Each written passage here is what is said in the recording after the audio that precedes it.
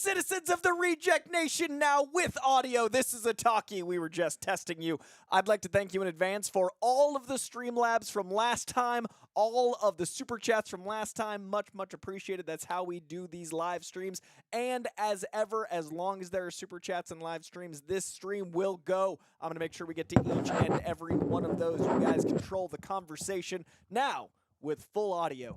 Also like to tell you I'm so excited to be here doing a live Koi's Comic Corner if this does well. Hoping to do more of these because I think this is going to be a year where news starts coming back with zeal, with fervor, as we saw this week. It was a crazy, marvelous week. There was so much Marvel news, and then right at the very end, we got that incredible set of Joker 2 photos showing us just how much is to come. So first of all, we're going to dive into Fantastic Four, and then I'm going to get into your super chats, your Streamlabs, all that jazz. You control the narrative here on Koi's No Longer Quiet Corner, now with audio.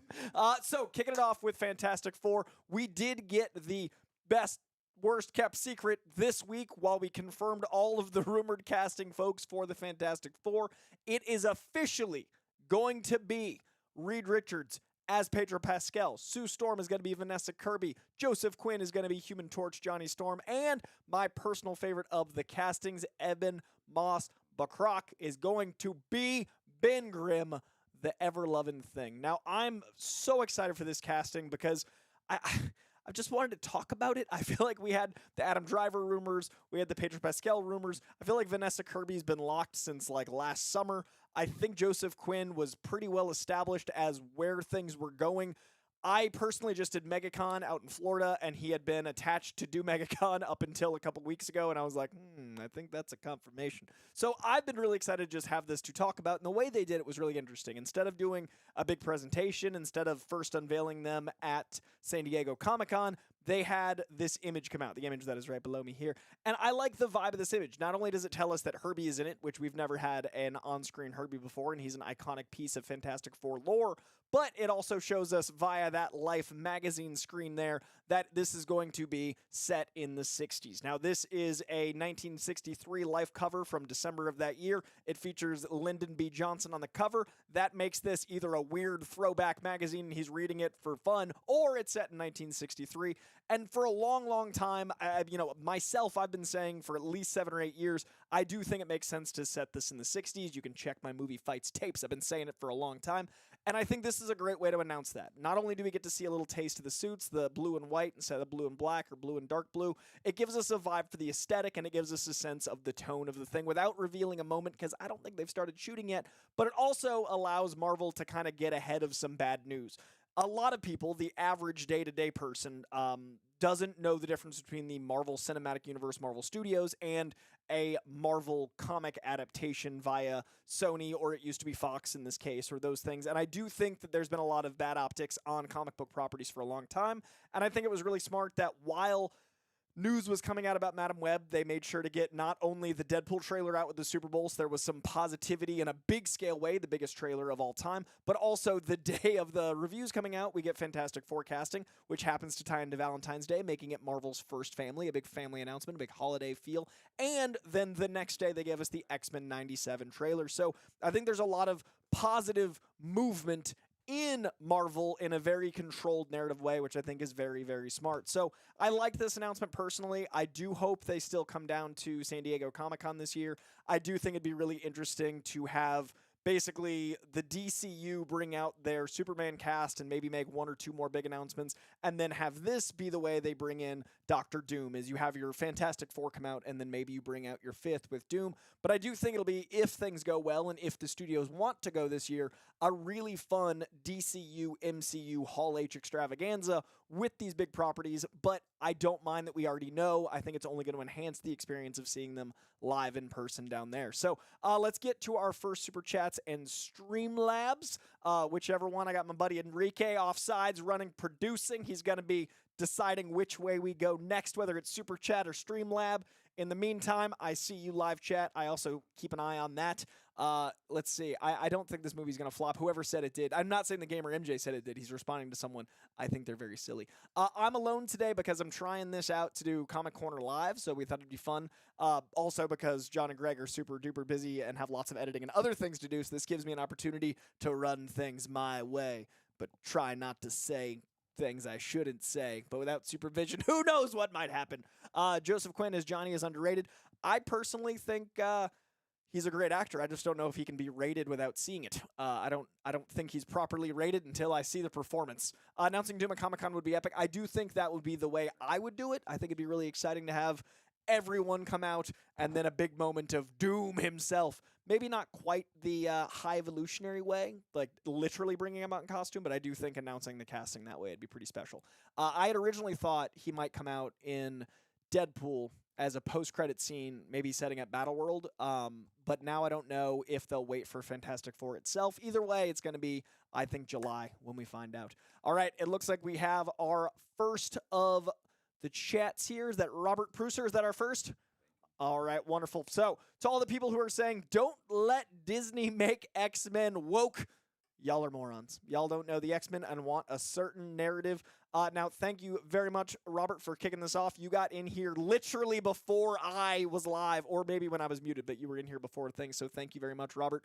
I really want to address at the top, the X-Men are a team of of people that are outcasts and the oppressed and people that represent people that feel like outsiders. They protect a world that hates and fears them. And it's always been a pretty thinly veiled metaphor. Like, the X-Men aren't a subtle commentary. They're a pretty overt commentary on a lot of people that have been persecuted and shouldn't have been. So I personally think this idea that the X-Men are woke now is hilarious. One, because we've abused the word woke to the point of it not being a word. It's a nonsensical concept. But two, the X-Men are literally representing every type of othered person at all times. They represent Martin Luther King and the way the relationship with him and Malcolm X is Magneto and Xavier. They represent, people coming out. They represent families not understanding people. They've at times represented refugees. They represent the people that need their stories told. And so the idea that now it's woke because in particular a character that can be both genders would identify as non-binary is laughable. I personally don't want to get as hyphy on the live chat by myself because there'll be no one here to calm me down. But I do think it's a pretty embarrassing concept that bigots can think they're fans of X-Men. It's the why are we, or oh wait, are we the baddies moment at all times? So I agree with Robert's sentiment here. I do think it's a preposterous concept, and the X-Men are awesome because it helps people feel seen. So if you have a problem with that, don't watch. All right, what do we got next? Dart Carr. Do you think Deadpool 3 will lead the way to new Iron Man, Cap, Black Widow, etc.? I think, one, Dart, thank you. I don't know if you've got a Dodge Dart, if that is your car, or if your name is Dart Car, because there are Dodge Dart cars. But either way, I like your name. I don't think we'll get a new Iron Man, Black Widow, Cap out of Deadpool because we already have a Captain America. We already have a new Black Widow. We will probably have some sense of Iron Man in the form of Armor Wars, giving us hopefully Rhodey or Riri Williams. I think we're going to have a potential duo of Iron Folk, but I don't think they're going to be new ones. I don't think they'll be introducing like variants in that sense. I think we might get cameos and moments of new ones. Like, I do think a Tom Cruise cameo would be hilarious as Iron Man, but that doesn't make him our new one. So if you mean new in the sense of like cameos and new ideas and, you're Channing Tatum as Gambit and new things that way, yes, but I don't think we'll get our like new team of X-Men or new universe characters of these characters after Deadpool 3. I think that's going to start post-Secret Wars, if not later. I do think Secret Wars is going to be a nice clean slate for characters that we're going to keep or not, but I don't think we'll get a lot of new ones. I think they're kind of trimming down, not building out. Little Flower, you're never late. You're a wizard. You arrive exactly when you intend to. And then we got another one when we get a chance, Enrique. Jeff Carroll, thank you very much, Jeff, for the wonderful, wonderful contribution there. Looks like it's a 1 of 5, so appreciate you in advance. I don't know what's true, but everything I've heard about Daredevil Born Again before Overhaul is it was bad. MCU has had issues both where exec committee took over and changed the director vision, Marvel's ... etc. And then there's a part 2. We're going to get there in just a moment. 2, An opposite where directors went totally away from MCU vision, like Thor: Love and Thunder. What's the balance between the MCU mold and director's creative vision? And was one of those DD issues, or was it something else? What? Oh, pause. For all their humor and depravity, Deadpool films have always had a heart. Oh, let's go back to the other one. We'll get to this. So 3 of 5 is going to start another idea. So this being a kind of a conflict of whether it's the director's vision, a singular vision, or if it's a problem of executives, I think is the question being asked. Like, the Thor: Love and Thunder is someone's singular vision versus what the MCU wanted, and it being kind of convoluted, I think is what you're talking about. One, everything I heard about Daredevil before this had me a bit concerned. I definitely trust in Charlie Cox and Vincent D'Onofrio and John Bernthal, so them having any excitement, I was like, cautiously concerned because I didn't like some of the story ideas, but they were always through a lens of so-and-so said so-and-so. I never saw a script. I never saw a frame. Half the stuff you hear on the internet's a lie. So I hadn't gotten the chance to be concerned because I didn't hear it from anyone I believed. I didn't trust anyone. And then I had, other folks saying, it's good. So up until some of the more factual leaks came out, I was still cautiously optimistic. That said, once they decided to completely pull the plug and some of the more detailed, still rumors, but some of the more detailed rumors came out, then I was like, okay, no, it's definitely with the better move. Let's not do that over there. So I do think it was a matter of them acquiring the character, them knowing the investment in Charlie Cox and Vincent D'Onofrio was strong, and then them thinking they could do kind of whatever they wanted, and then realizing, no, we've got this thing that works. We've got Netflix's 1 through 3. Why don't we effectively make Netflix season 4? No, people like the character this way. Why don't we keep them going in that direction? And I think it's really hard to balance fan expectation and fan entitlement. I think there's a lot of fan entitlement when it comes to comic book properties. At the end of the day, this is art people are making for us, and we all can't win and be happy. But on the other side, fan expectation, if you're making something Daredevil and you're using Charlie Cox as Daredevil and Vincent D'Onofrio as Kingpin, there's a certain expectation of tone and of believability for the audience to connect that character to the character they know. In the comic books, you've got Mark Waid run. It's very different than the Brian Michael Bendis run. It's very different from the Chip Zdarsky run.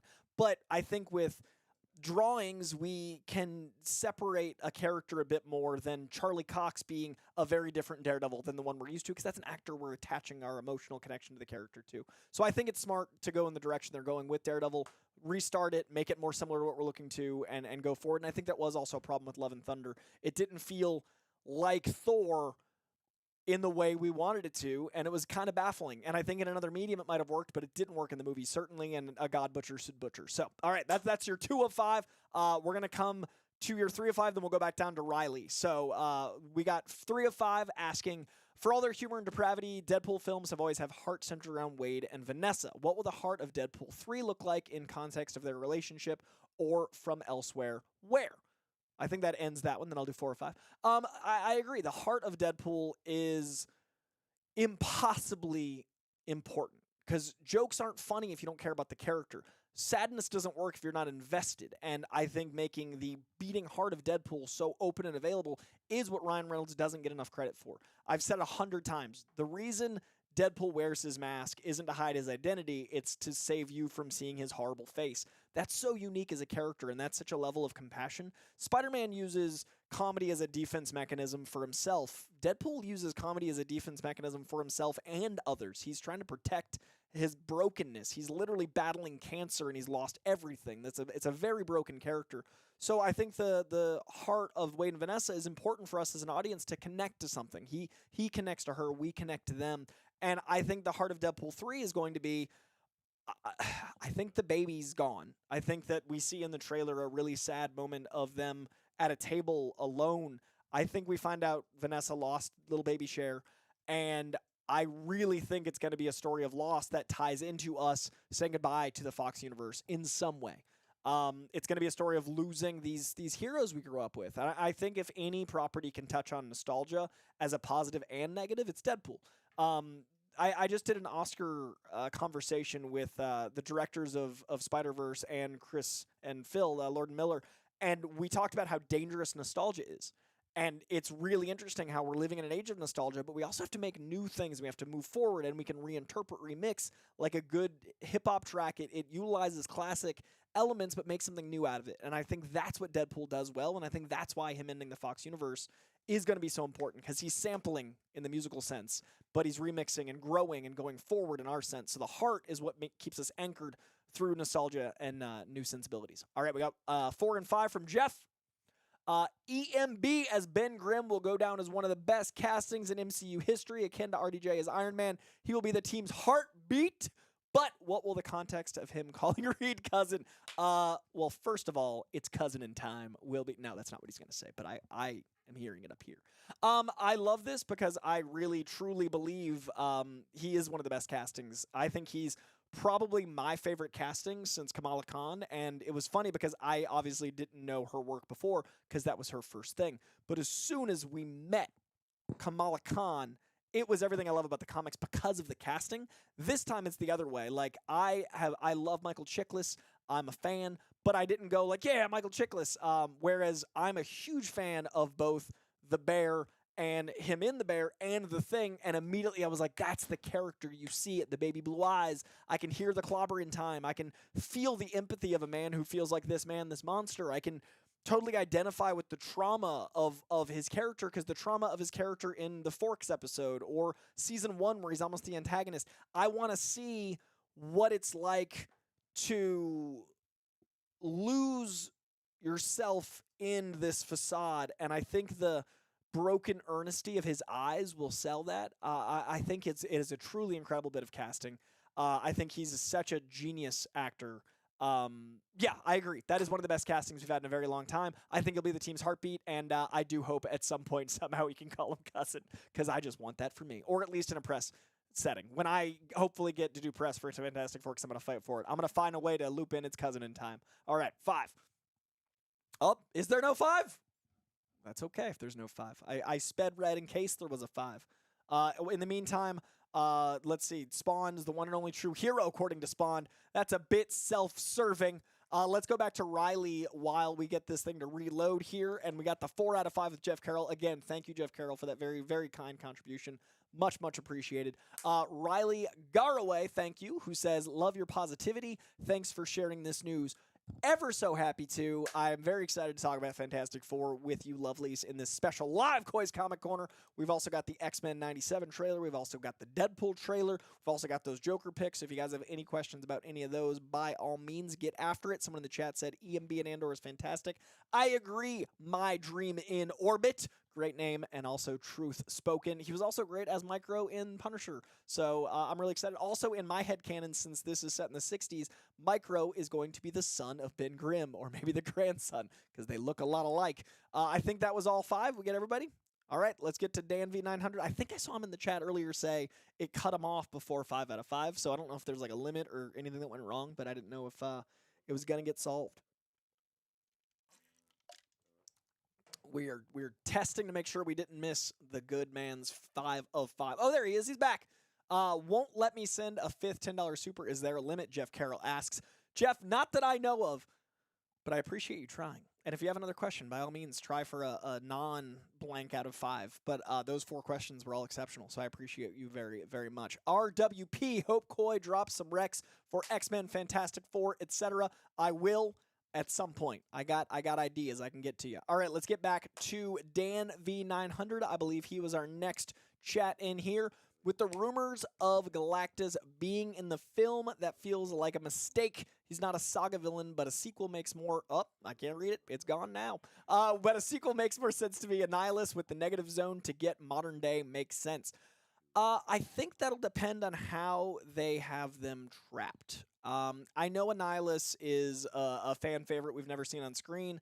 I know Annihilus would work for the negative zone. I'm wondering if they're trapped in the quantum realm. I'm curious if they're in some sort of near Ant-Man vicinity, like there's a city that we didn't see. I know there's definitely a concept of, you know, Kang being able to sense them and all that stuff, but we did see how inept Kang was in that setting without his time power. So I think they could be trapped in the quantum realm since the 60s.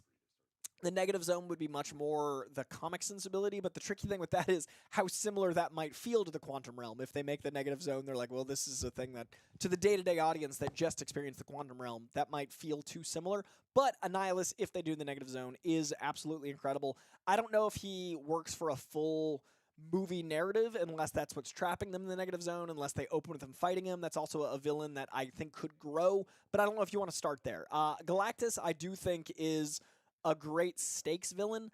I don't personally see him as needing a lot of build-up. I think you can make Galactus work in one movie. I think it's a good way to introduce Silver Surfer. I think it's a good way to show the adventure, cosmic spirit, and space scope of the Fantastic Four. And depending on what origin they go with, I assume they're going to do the cosmic rays, the space stuff, especially since it's set in the 60s.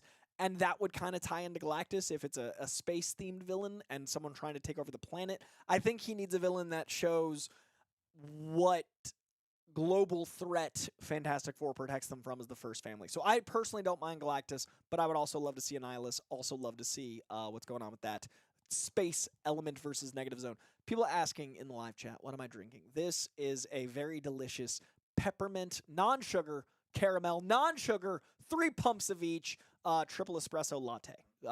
I make coffee at home with my, I've got a little latte espresso combo machine. And when Bed Bath & Beyond went out of business, everything went 70% off. Your boy committed to a big purchase, and it was a lot cheaper. So I make lattes at home now, and it's delicious. And it's at oat milk, a little frother on the side with all my little sweeteners. Live chat also says, I really want Anya as Silver Surfer now. Yeah, I made a video about that, and I thought she's the perfect ethereal, otherworldly deity of beauty and wonder, so she absolutely works for Silver Surfer with me. I also don't think of Silver Surfer as having a dick as important as a lot of people do. I've never thought about Silver Surfer's genitalia as others have, apparently, because they're very upset a woman might play him. I think she'd be great, personally.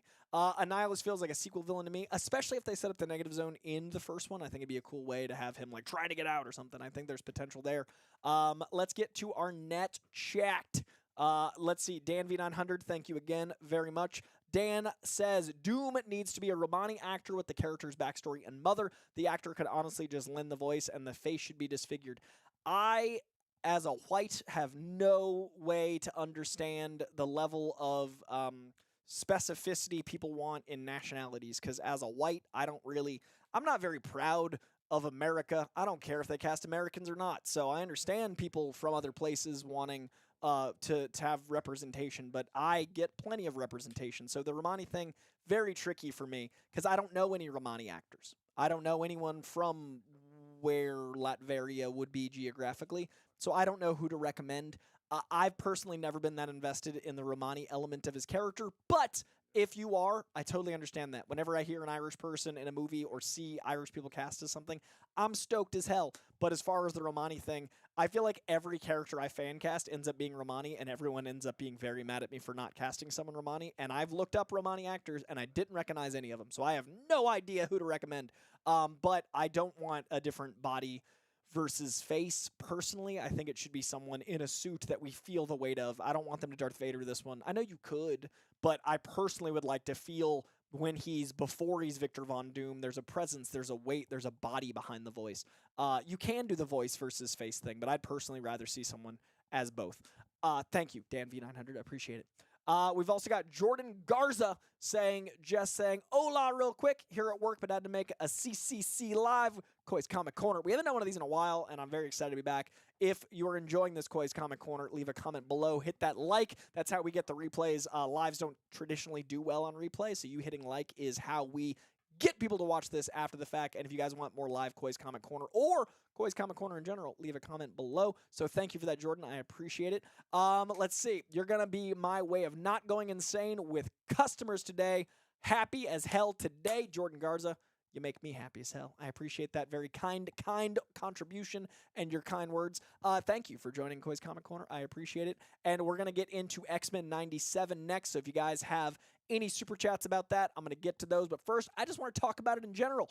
Greg and I sat down and did a reaction to that, which we did a few hours late because I got an email at 8 or 9 a.m. and it had come out at 6 a.m. And I was like, I don't know. And so it was really funny. I reached out to Greg, who had been up editing until like 5 a.m. So he had just gone to bed. And I was like, wake up, X-Men trailer. And we just casually made it happen. Like, it was not our usual, oh, gotta wake up at 6 a.m. and watch it. Like, you can usually tell when we have those 6 a.m. Reactions because we're broken people. So we did this one way later. And I was so worried that me being like, trust me, Greg, it'll be worth the reaction, waking him to do so, I'd feel like a bad friend. But then you guys came in clutch. It's at like 100,000 views. I appreciate it so much. So clearly you guys are Team X-Men 97 as well. Like I said, we'll get back to Supers here in a second, but I want to talk about this trailer by itself. I love what they've done to make us feel the nostalgia, but also make new stories possible. This looks like it can go into... I mean, the Hellfire Gala is mentioned, which means it does have some sense of House of X and Powers of X.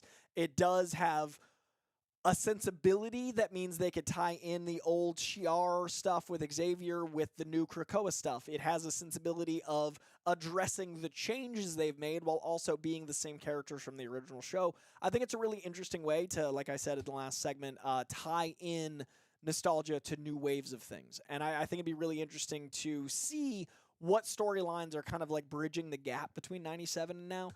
Just hearing that music alone was all the nostalgia we'd want, but now what stories are they going to tell? Because this was one of the first X-Men mediums that I think a lot of people discovered, just the soap opera and scope of all these stories. There's so many tales of X-Men. It's really exciting. And Random A just said, glad Cyclops got his X-Men moment. That, to me, was the moment of the trailer. I loved, as an action fan, seeing Gambit charging up Wolverine's claws. That is so freaking badass. Does Wolverine explode? I don't know, but he seemed to be running faster, and that's kinetic energy. So I'm curious how they mess with that idea, but it's really cool to see a fastball special remix of him just like tossing Wolverine in his own way, but with kinetic energy.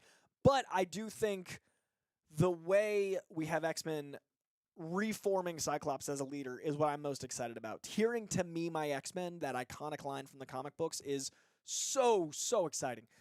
Feeling that drive of teamwork, seeing the dynamics of how the team uses their powers together. That's what the X-Men show felt like to me. It was great drama, it was great soap opera work, but it was also like My Hero Academia in like how cool the powers are utilized together and seeing these characters back. So I'm so excited to see what this becomes with a new generation of X-Men. 97 was how many years ago? 27 years ago? Oh, God, that math hurt me. Was it 27? No, 17.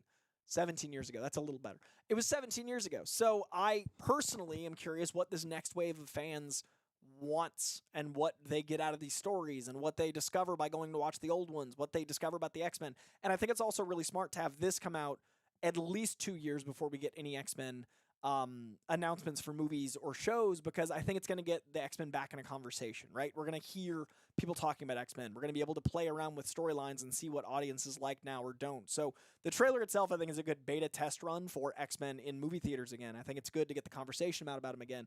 I think the comics have done a really good job getting us to be back invested in the X-Men. I think the House of X, Powers of 10, all the Hickman stuff, the Krakoa stuff, it's gotten people excited again. Now we get the show. Now we get another medium. So what did you guys think of the trailer? Let me know in the chat. Give me an out of 10. I'm really curious what you guys... Did I math wrong twice? It was 27 years. I think I just refused to accept it. Like, I think I just didn't want to acknowledge that it was 27 years. So my brain went, nah, it's got to be 17. But that doesn't work, because 17 years ago was more recently. That was 2006. Oh, no. Unpleasant math. Anyway, let me know what you guys thought of the trailer. Give me a 1 through 10 in the live chat. 27 years, bro. Indo Crypto. Thank you for breaking my heart this fine Saturday.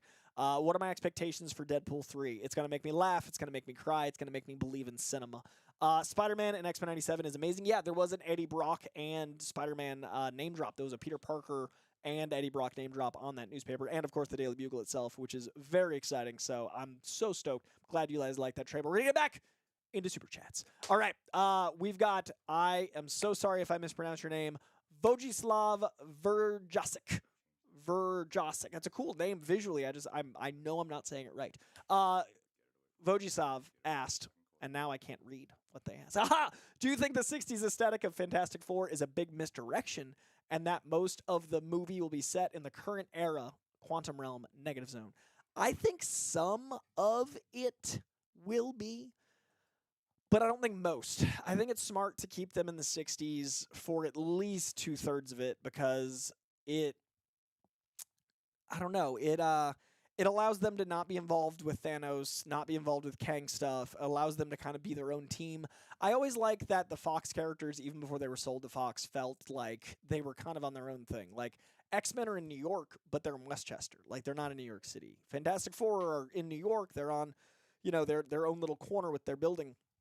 But I always felt like the Fantastic Four were always doing their own thing, going on their own adventures, even though they were in New York. Like the Baxter Building, physically in New York, but it always felt like they were a little offsides. So I personally want the movie to feel like that. And I think setting it in the 60s will give us that. I think it also gives us a cool opportunity to have like a Peggy Carter cameo, a Hank Pym cameo, like old school Michael Douglas Hank Pym. And I think it's a really cool aesthetic. I've never seen a 60s set superhero thing. We've had 40s with Cap, we've had 90s with Captain Marvel, but I think 60s we could do like a really cool like Mad Men era where there's that mid-century architecture and like glassware and technology. That'd be really cool to have like neo-futurism tied into the way we're going with the story. So I think the technology elements will be exciting, and I think having the fish out of water fun with Marvel's first family. Also, how do I say this without sounding political? There is a nostalgia for the 50s and 60s that is not always justified. Like, I think we idealize the past. I think we think of the 50s and 60s as better than they were.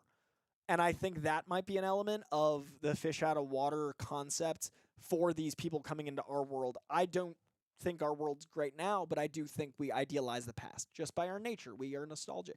And I think we think of other times as better. I think adults look to their high school era as better than it was. I think people that are, looking past beyond their lifetime think it is better than it was. So I think it'd be cool to have a bit of a commentary on the 60s, not being as shiny and utopic as we think it is. And I think that'd be a fun thing with the fish out of water concept with the present. So I think a decent amount of it's going to be set in the 60s. I like the idea of a bait and switch for a misdirection in general, but in this case, I hope they don't. I do think Quantum Realm and Negative Zone are going to come to play, but I hope that answers your question to a point. Ren Rai, there are a surprising amount of fantastic romantic actors, lots of great talent to pull from. Send me some names, man. I definitely don't know. I don't know enough, and I've Googled, I've looked, I've invested, and did not have anyone jump out. All right, really, first time in this live. Your reactions are super good. Thanks, Ultra Blade. I appreciate that. Live chat positivity is my jam. All right, Dan V900. I'm interested in the OG Deadpool 3 script. Reynolds said it was a Rashomon-type story where I'm sure Logan in the suit was from Deadpool's perspective, and Logan said he wasn't in the suit with the Fox characters. First of all, thank you, Dan. Much appreciated. Yeah, the Deadpool 3 script, I kind of have an interesting thing with this, kind of like the Spider-Man 4 concept. Right now, it seems like Spider-Man is in between a small budget Spider-Man 4 where it's like a contained friendly neighborhood story, and a huge budget Spider-Man 4 where it's another big spectacle multiverse thing with Andrew and Tom is the rumor. And Toby. I think Deadpool 3 kind of went through a similar thing where I think there was probably a small contained Deadpool script that was, let's see what is going to be next down the line. Let's build out the universe. Let's bring him in. But like, I don't think it was as MCU genre redefining. I think it's smart to use Deadpool kills the Marvel Universe comics as a Deadpool saves the MCU universe idea. I think that's genius. I think the Deadpool Jesus line is very clever because that's how people feel right now. And I think it's good to be topical. That said, I like small films. I get to talk about blockbusters with you guys because that's what gets clicks.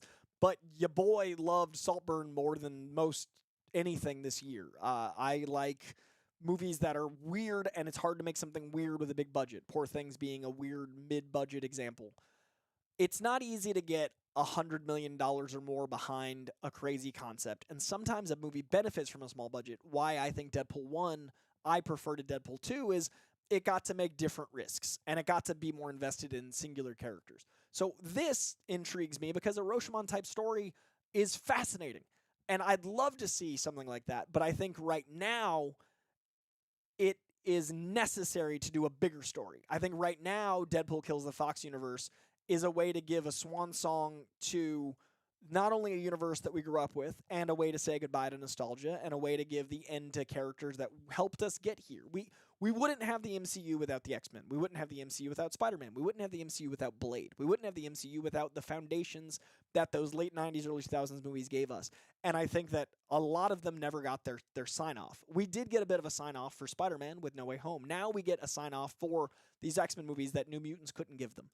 So I think it's more important to have a big story now, but I'd love if Deadpool 4 was small. I'd love to see what you're describing, and I think the Fox characters need their due more than that small movie. So that's why I'm torn about Spider-Man 4, because I think Spider-Man has earned his small movie.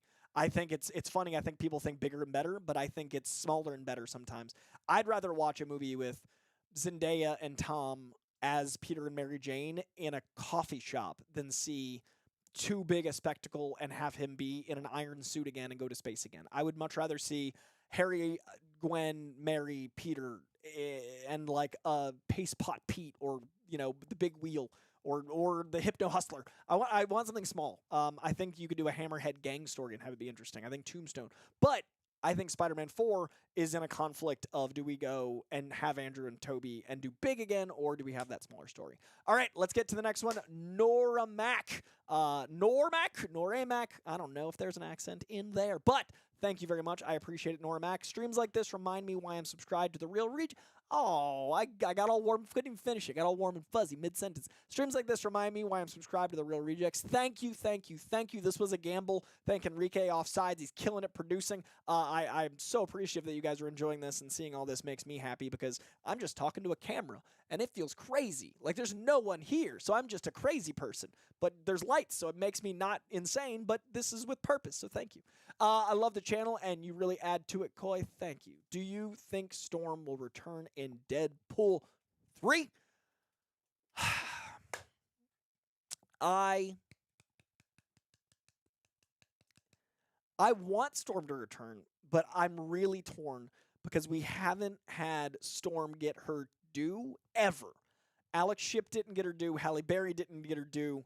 And they literally tricked filmmakers. Like Matthew Vaughn was just talking about how there's a there's an X-Men 3 script that opened with 20 minutes of Storm's origin, where they gave Storm her backstory and an arc worthy of Oscar winner Halle Berry, and it was the Halle Berry draft. Literally, they wrote something to trick an actress into signing on to a movie, and that's so gross.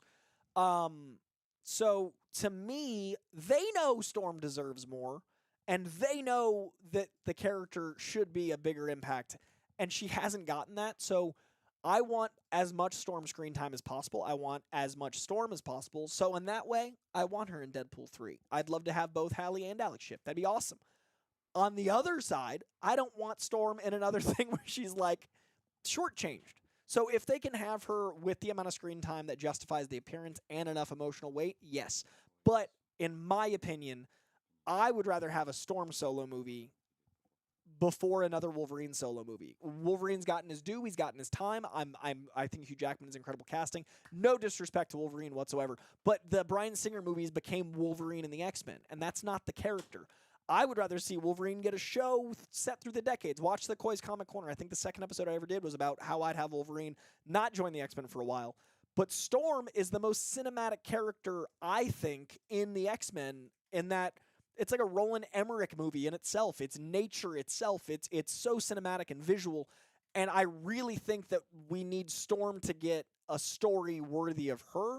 And I don't know if having her sprinkled into something is the way to do it right now. So I would love to see Storm because I love the character and I love Alex Shipp, one of my favorite interviews of all time. We immediately became friends, met her family at the premiere. I love Alex as a human, and Halle Berry's Halle Berry, so I'd love to see them back. But I think Storm deserves more, so if she has an appearance that reminds people how great she is in Deadpool 3, yes, but then I want her to get her own time, her own solo. Thank you for that question, Normac. Hopefully I answered it. Jerry King, thank you very much, Jerry King, for the super chat. Am I the only one who's surprised by how far we've come? I feel like just yesterday we were amazed by the scope of the first Avengers, and now we're preparing to see the entirety of the multiverse. I think, one, Tyler Adams, she got paid a lot to play that character. Yeah, but money's not the only thing that's important. Like, money's a job, yeah, but like it doesn't matter if you're not getting like justice for the character. I don't know. I think it's tricky when we look at actors and what they're paid, because I think people think that justifies treating people like crap, and it doesn't. I know, like, it's easier to be rich and sad, but like it's a weird justification for treating someone like shit. Anyway, but yeah, I'm glad she got paid. Let's see. Am I surprised how work I've become? Yes, yes, yes, yes, yes, yes. I am. I sit back and think about this all the time, because at the end of the day, it is 20 years that we've come from we can't have characters in costume to, like, literally the X-Men were in black leather 20 years ago, to multiverse and comic accurate insanity and quantum theory, and Spider-Verse 1 had the quantum theory explained in a way kids can understand, and Spider-Verse 2 had canon events explained, and made all mediums of art canon. It literally made comic books canon to movies, and old movies canon to new movies, and TV canon. Like, the idea of canon is something everyone understands now, that's so comic booky, and that conceptually is incredible. So I'm so impressed how far we've come from a narrative standpoint. I'm impressed how far we've come to the point my grandma knows who Thanos is. I'm impressed we've come to the point that I don't care what anyone says. I was sitting outside my bank yesterday. I was at my bank, and I was like waiting outside like the bank to like go through, make sure the deposit happened, because I don't trust anyone. So I always refresh my bank app to make sure the money went in there. And while I was doing that bit of paranoia, a fan came up to me and had just gone to the comic store that day to pick up X-Men and Fantastic Four comics because of the announcement and because of the trailer. It works. So everyone that's like, yeah, but it doesn't really affect the comics, fucking lies, man. That's not true. So I'm impressed how far we've come, because we've got another 10 years have gone by. In 2005, we got a Fantastic Four movie. 2015, we got a Fantastic Four movie. 2025, we're going to get another Fantastic Four movie. We're due for our decadal Fantastic Four announcement, but that's getting people in comic stores. The new Fantastic Four comics are incredible. That's my favorite run of Fantastic Four, is the current run right now. It's only on issue 17. Go pick up Fantastic Four. It is such an incredible run, written by Ryan North. It is such splendor and science and adventure and everything you love about the character, and because of this announcement, people are reading it. So I'm impressed how far we've come, that there's a reach where Pedro Pascal, this guy's everywhere, and now he's Reed, and that's getting people to read the comics. Pun intended. We're going to take a break after one more Super and talk Joker 2, but yes, I'm impressed how far we've come. Love that question. Love that. Yeah, my grandma loves Thanos, man. Nash says, not grandma, lol. Me and my grandma have actually had great conversations about Thanos, and like the idea presented by Thanos was right and stuff. My grandma's a G. She's awesome. But yeah, my grandma. Forest Ranger, thank you very much, Forrest, asks, why do you think Fantastic Four is hard to do in film? Oh, this ties into my last decade thing. I was super excited for the Fantastic Four stick based on how good the cast was, and I'm worried I'm falling for it again. Okay, there's a lot in here. One, why do I think it's hard to do on film? I think, much like Superman, people really struggle with wholesome. Ted Lasso is an exception, and even season 3 of Ted Lasso, which I don't think is as good as 1 and 2, but I still think is better than most other shows. Season 3 is, I think, lesser than 1 and 2, but still much better than a lot of everything else that's on TV. I'd put season 3 above most seasons of TV, but lower than season 1 and 2, and it's because wholesome is hard. Positivity doesn't do well. Look at, okay, so a great example. I do another show called Capes and Cowls with Christian Harloff. This week, Fantastic Four came out, X-Men came out, and it was the first show we'd done since the Deadpool trailer. The headline of that show is Madam Web as bad as you think it is? That sucks, man. Like, I love Christian, but he's got to do what we have to do on the internet to, like, get people to click on shit. And negativity is how people click on shit, because people would rather celebrate failure than celebrate success. People would rather, it's easier to be negative because it's safe. It's so much safer to go like, I too hate that thing, because it shows no vulnerability to hate. It literally is the least brave thing to do. Vulnerability is liking something. It's you risking sounding stupid to someone that hates it, and it's risking you showing how you really feel if you like something. And I think that in a world of Ted Lasso, it is harder to be Ted Lasso. And I think in a world of Superman, it's harder to be Superman. I think it's easy to be Lex. And I think Fantastic Four is wholesome and good and warm and about family. And I think that Fantastic Four Fast and the Furious had to make family so cheesy to get us to say it because it is about family. That franchise means a lot to me because it is about people that aren't blood related coming together and doing absurd shit. But it's about family. It's about supporting each other, and it's about blood not being what makes someone family. I think Fantastic Four doesn't work for a lot of people because it took Fast and the Furious to go so absurd to get people to think family's cool. Fantastic Four can't do that. It's not that kind of property. So, I think Fantastic Four has a really hard thing set in front of it because it's got to be sincere and it's got to be saccharine sweet at times. And I think that's why setting in the 60s is a smart move. I think the cast has to be so important. It has to be a family, and I think that's hard to get people to care about because, like I said, it's easier to hate shit. It's a thing about love, man. Fantastic Four is a loving adventure with characters that are very hard and very specific, so it's hard to make. Fantastic Four stick, I think, didn't do well because it was a lot of conflicting views of what the property was. It changed a lot in reshoots, had a lot of studio messiness, rumbly jumbly, and I think it's because it tried to be 10 things and it needed to focus on one, and they didn't give the opportunity to do that. Josh Trank did Chronicle, which I think is exceptional. He then did Fantastic Four stick, and then he did a Capone movie. I think the Capone movie being so small allowed him to tell his authentic story, and even that's got a lot of disparate parts. So it's tricky. I think he's a filmmaker that could have made a good Fantastic Four, and I think the cast was there. But, it just didn't work out because of involvement. And lastly, I don't think you're falling for it again. I think Marvel has had ups and downs, but I think they have way more ups than downs, man. And I think a lot of people want to celebrate the downs because of the beginning of this rant. And I think that they overall are still killing it. And I think comic book movies are still 3 of the top 10 worldwide box offices of last year. This genre is not dead. It's just fun to celebrate its failures when they happen. I don't think you're falling for it. I think the MCU is now in fucking high caffeine gear because they know there are things to fix. And I think that Kevin Feige and co. listen to the fans. And now's the time to right the ship. And I think that's what they're doing with Fantastic Four and other things. All right, let's talk about Joker 2. Let's dive into it. Joker 2, I think is man, how do I say this kindly? I think Joker 2 is a very fun way to poke the bear. I think Joker 2 is a sequel to a movie that is a little dangerous, and I know that's a funny thing to say, but I think Joker 2 is a movie that can really activate the wrong people. I think that there is a series of movies that adorn many college walls, like Wolf of Wall Street, Scarface, Breaking Bad, films I enjoy. Like, I love Breaking Bad. It's my favorite show of all time. What are some other ones? Jordan Belfort's a great example. Like, that's the villain of the story. Like, that's American Psycho is a great example. Fight Club is the ultimate example. Tyler Durden's the antagonist, guys. And I think that, Tyler Durden is a character that means a lot to me because I used to think he was the cool good guy before I was mature enough to realize he was the bad guy because I saw it when I was 11, and when you're 11, cool is cool. But maturing is realizing Tyler Durden is the villain. And I think Joker is a modern version of that, but handled a little more recklessly.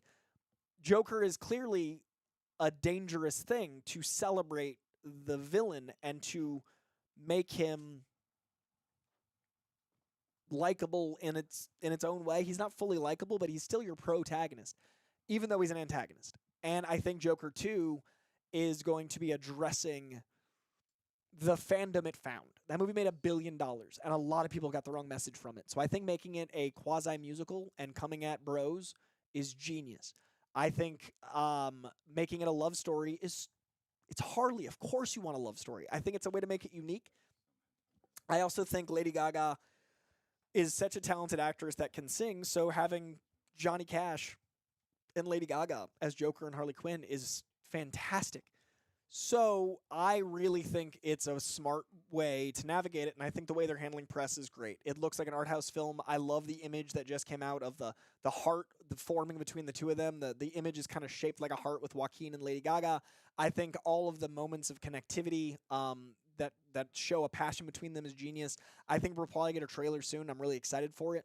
I think it's going to be a really insightful way to look at a toxic relationship, and I just hope Todd Phillips is making it for the right reasons, and I think he is, because he made the first one in a way that he he doesn't seem to like superhero films, so it's nice to have, in the traditional sense, it's nice to have someone that's not making them feel like the rest of them. So I'm hoping this is similarly contrarian, but also not inciting more bad people to feel emboldened. So I hope it's more of a takedown of those shitty people, and I'm really hopeful for it. So I'm excited for Joker 2. I think it's going to be a delight, and I'm looking forward to it. But I definitely think it's a fine line you got to walk to dance as Joker and Harley do. Harley Quinn Joker movie, see Batman come out this year. I think that means those are both coming out this year. I'm very excited about those in 2025, 2024 for Joker, and then 2025 for Batman 2. So many toxic people love Fight Club without realizing its commentary on their own toxicity. I agree. I've been using the word snowflake, coming at the very sensitive people that use the word snowflake, and I've enjoyed reclaiming the word because Snowflake is from Fight Club, and it's a book written by a gay man coming out in his own way and feeling oppressed and writing about violence as an outlet because of that, being homosexual. And I think Snowflake being adopted by people that hate people is hilarious because it's like the definition of irony for people that are bigoted to use the word snowflake. So taking it back, using it at their little preciousness. We're going to go back to supers. Thank you very much to everyone who has contributed so far. Much, much appreciated. Super chats and the, I forget the other live. What's the other super chats and Streamlabs? Super Chats and Streamlabs, I just blew out 82 eardrums. Super Chats and Streamlabs are the way this gets to keep going, so thank you to each and every one of you that's contributed so far. Gonna take a dramatic sip because I've been ranting for like 20 minutes, and I need to wet my whistle. Oh, so much talking. Thank you all so much for that moment of silence. Okay. Forest Ranger, thank you very much for that Fantastic Four question. It led to many a rant, and I appreciate it very, very much. Our next super chat is going to be scrolled in just a moment. Enrique is typing feverishly. Enrique is in the live chat. He's running the ones and twos. He's running the producing. Also give it up for Enrique while I take another sip of agua, which is coffee. Okay, next one of these. Let's scroll. Ready.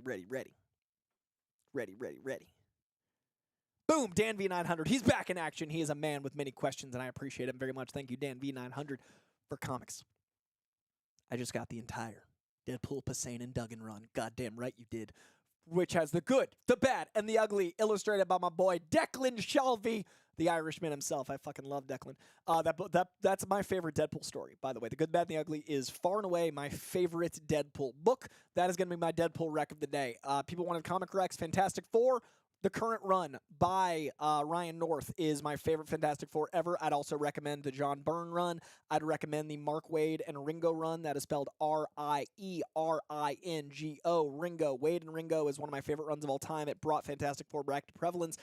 We lost the great Ringo a few years ago, and there's an award named after him now. Ringo's one of my favorite artists ever. Mark Waid and Ringo did an incredible Fantastic Four run. And also, the Marvel Masterworks Volume 5 and 6 is going to be your Galactus and Silver Surfer stuff in the early days of Fantastic Four. We're talking 60s. Volume 5 is going to be This Man, This Monster, and that is going to be your assignment pre-Fantastic Four. Those 4 sections of books I highly recommend. 4 for 4. And as far as Deadpool goes, I do think The Good, the Bad, and the Ugly shows the heart of Deadpool.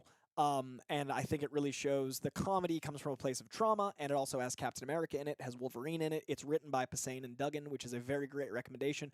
Illustrated by Declan Shalvey. It's my favorite of the arcs of Deadpool. I'd also recommend anything from the beginning of the Pasane and Duggan run. I think it's a really good gateway. Like Volume 1 of Pasane and Duggan, I'm saying, is all of it's good, but that's a good gateway into Deadpool. I think that the Deadpool run by the great Joe Kelly is going to be what gets you into that fourth wall breaking stuff. So look up Joe Kelly Deadpool. Also highly recommend that. And then my final, because we're going to do 4 for each of them, is going to be Spider-Man Deadpool, Volume 1. It's a great place to start. It's got some Dirty Dancing references and love. It's a really accessible and successful blend of their humor, and it shows the difference between them. I think a lot of people think Deadpool and Spider-Man are similar. They are similar, but they're not the same.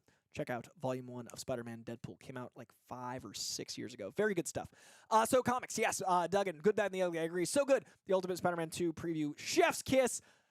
You're goddamn right. Ultimate Spider-Man is sensational. Ultimate Spider-Man is the best new Spider-Man book, I think, since Chip Zdarsky was doing like his one-off runs in Peter Parker Spectacular, which is now like 8 years ago. I collect Spider-Man. I buy the floppies. I bag and board them. I have damn near 16,000 comics between Spider-Man and X-Men. I am 27 comics away from every Spider-Man in print. That's amazing, sensational, spectacular, Peter Parker, Ultimate, Untold Tales of, Web of, every Spider-Man run. And I tell you this because that means I've been buying Amazing Spider-Man because I have to. And I haven't been loving it, and that sucks. Like, I like Gang War okay, but like about half of it, I feel like I'm paying to not enjoy something, and that sucks. This book has got me back in such a way. It reminds me why I love Spider-Man. It reminds me what I love about the Ultimate Universe in that it's a clean slate. I love that the original Ultimate Spider-Man made him younger because Spider-Man had been older for a while and in serious relationships, and it was kind of a commentary on the fun of Spider-Man, and now it's the other way. Spider-Man's been kind of without a drive and a little like too silly, but not in a fun way, just in a like it feels erroneous way. The main title felt flippant and unimportant, and so they made him older. He's got a beard, he's got a family. I love that the art always reflects the ultimate work. Like, art is in the concept of art, like the feeling of art. I love that the Ultimate Universe always reflects what we need as an opposing force. And Ultimate Spider-Man, we need a more mature Spider-Man. We need to feel this way. So Ultimate Spider-Man is absolutely sensational. I really think that it's a great jumping on point for you if you've never read a comic book. Ultimate Spider-Man #1 came out last month. Ultimate Spider-Man 2 drops this Wednesday, but there are second and third prints coming for issue 1. Issue 1 sold out like that day.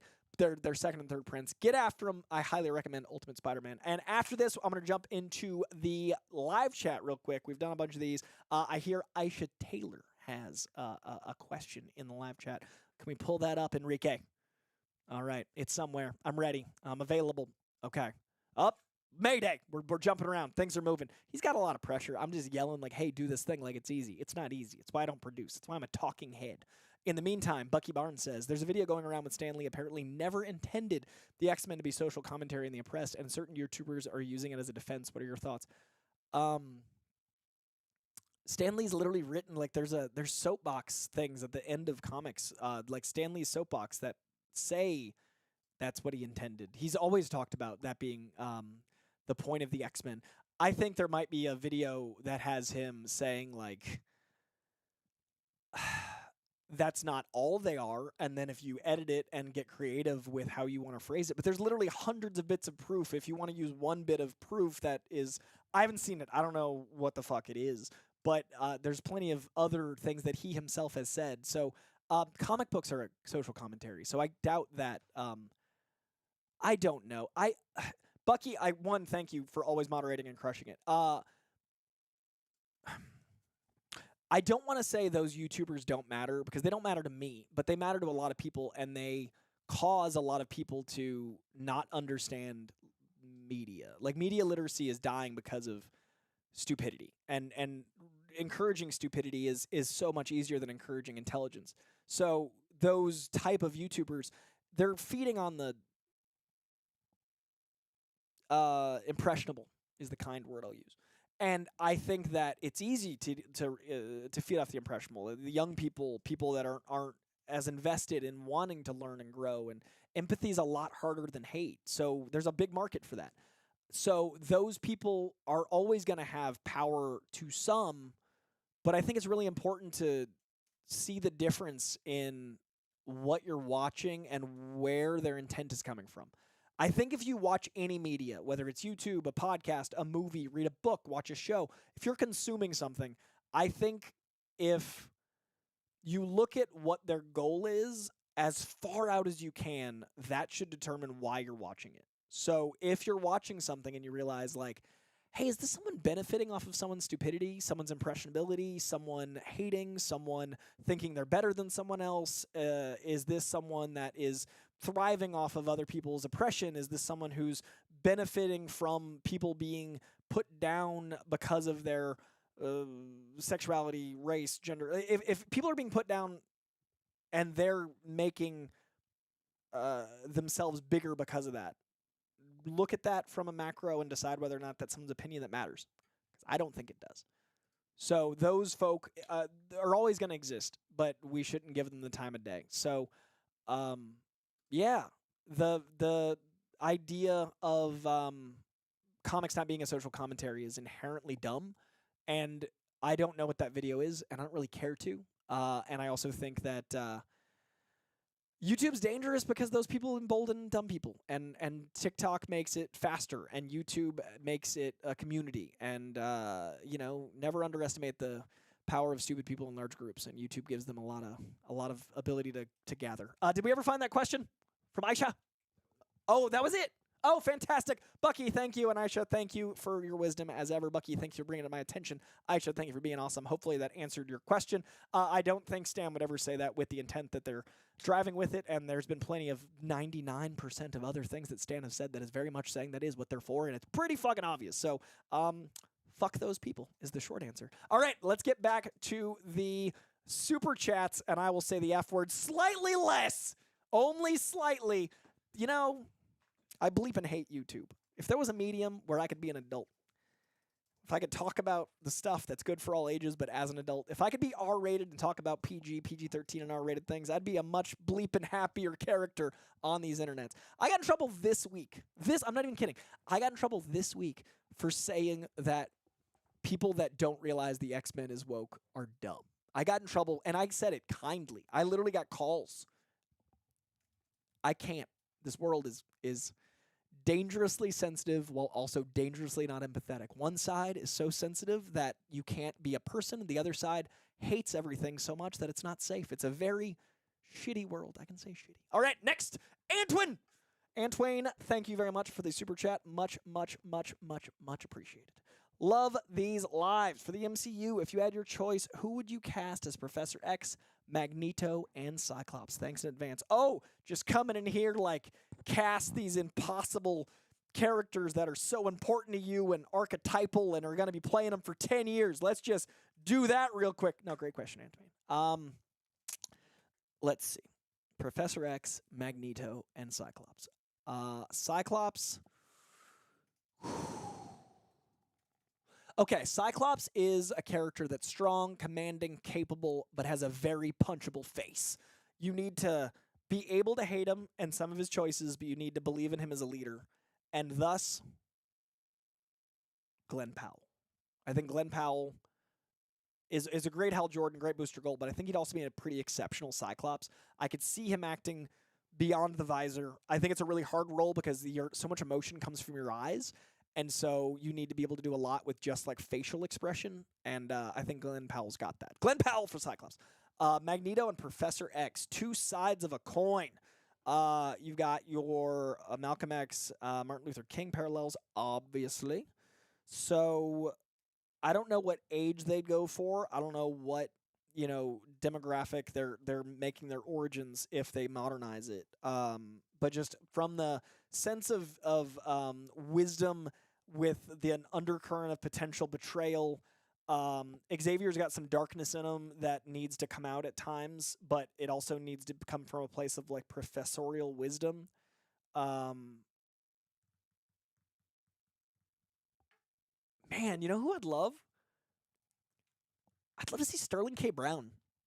I think Sterling K. Brown is so articulate, so smart. He's a leader, he's a professor, but he's got he can find rage.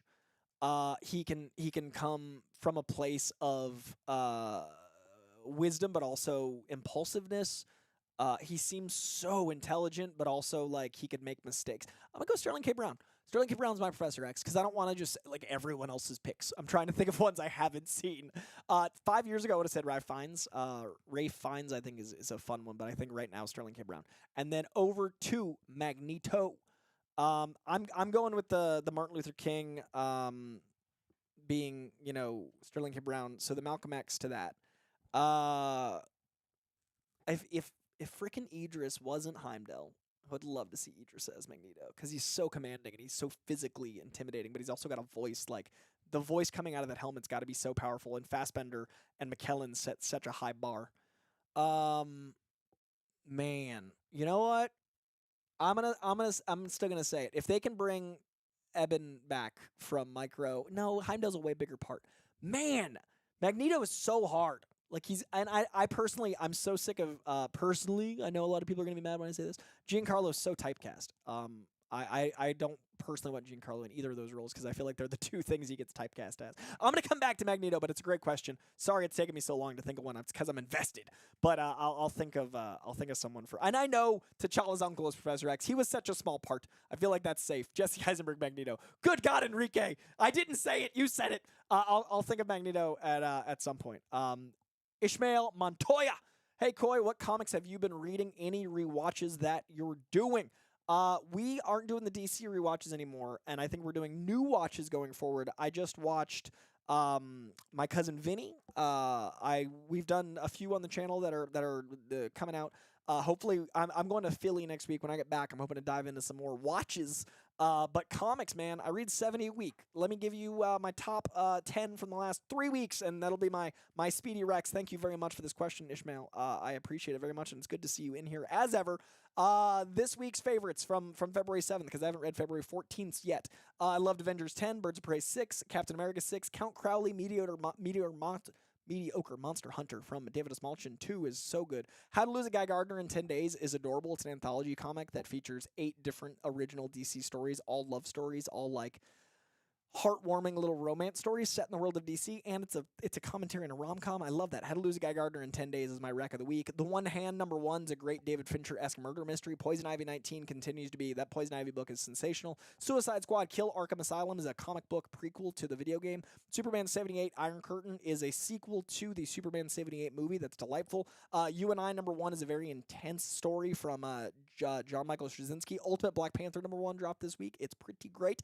From last week, January 31st, Avengers Twilight #2. Imagine the last Avengers story, a deep future story. Blade Runner meets Avengers. Batman and Robin 2024 annual, great one-off, really fun story. Love the dynamic between Batman and Robin, that father-son paternal energy. Carnage #3. Carnage is so impressive. I'm so surprised by it. Duke #2. G.I. Joe's Duke getting his own comic run. Very inventively written. Really fun book over there. Lilo and Stitch #1, man. I'm loving this.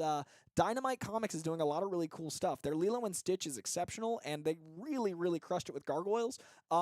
Dynamite is quickly becoming my favorite adaptation imprint, publisher, not imprint, my favorite adaptation publisher. So check out Lilo and Stitch as well as our Gargoyles, especially if you want to get younger people into reading. It's a really great way to get kids to, especially if they love the shows or the movie, to jump back and forth. Lilo and Stitch #1 is great. Local Man #9, a great commentary on 90s comic books and that local guy in your hometown you shouldn't trust.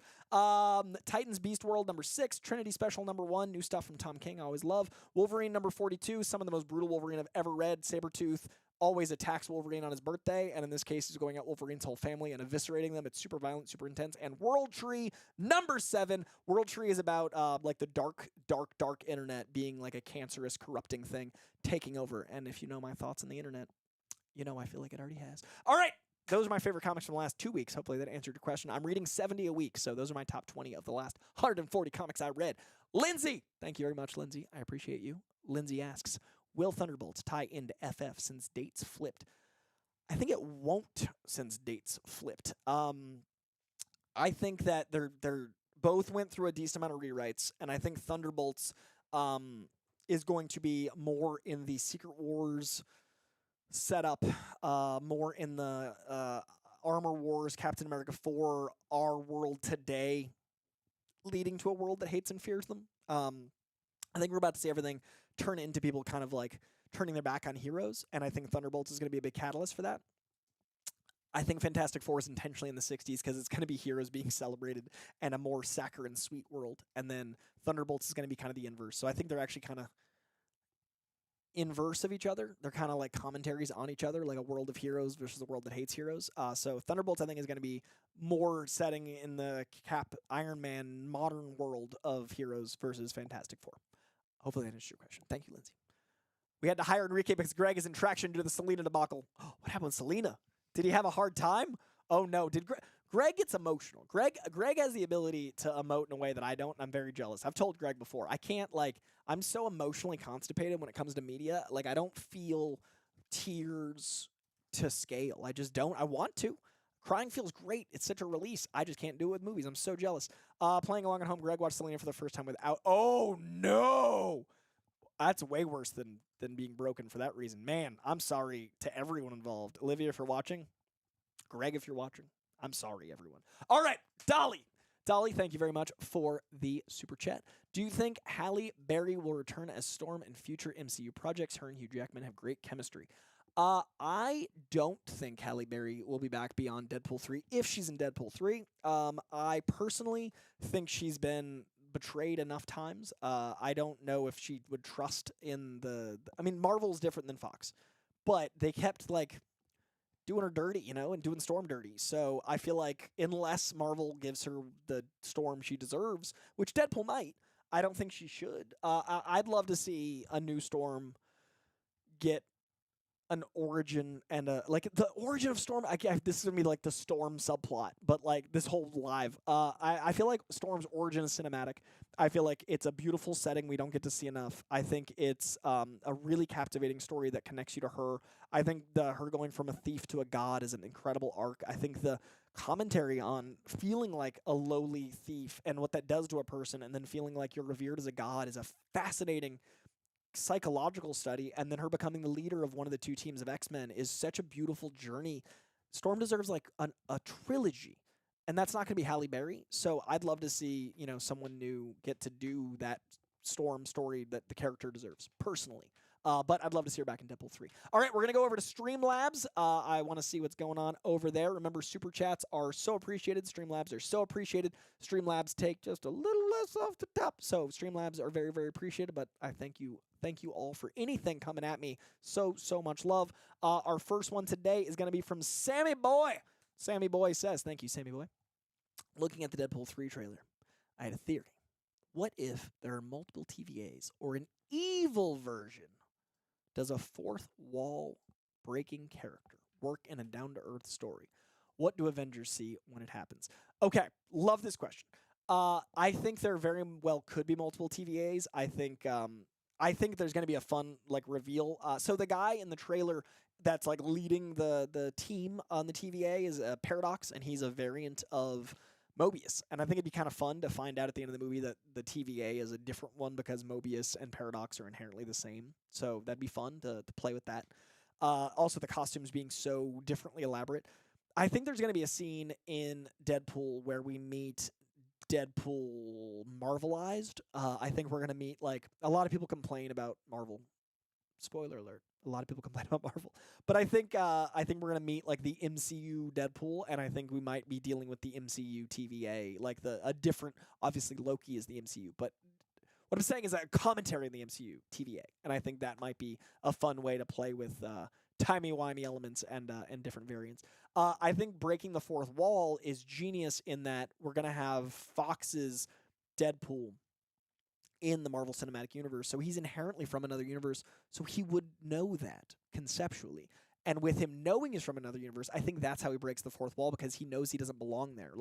If I entered into a TV universe and I knew that this was my universe, then I might be able to break a fourth wall and talk through the TV, because I know it's not right, it's not accurate.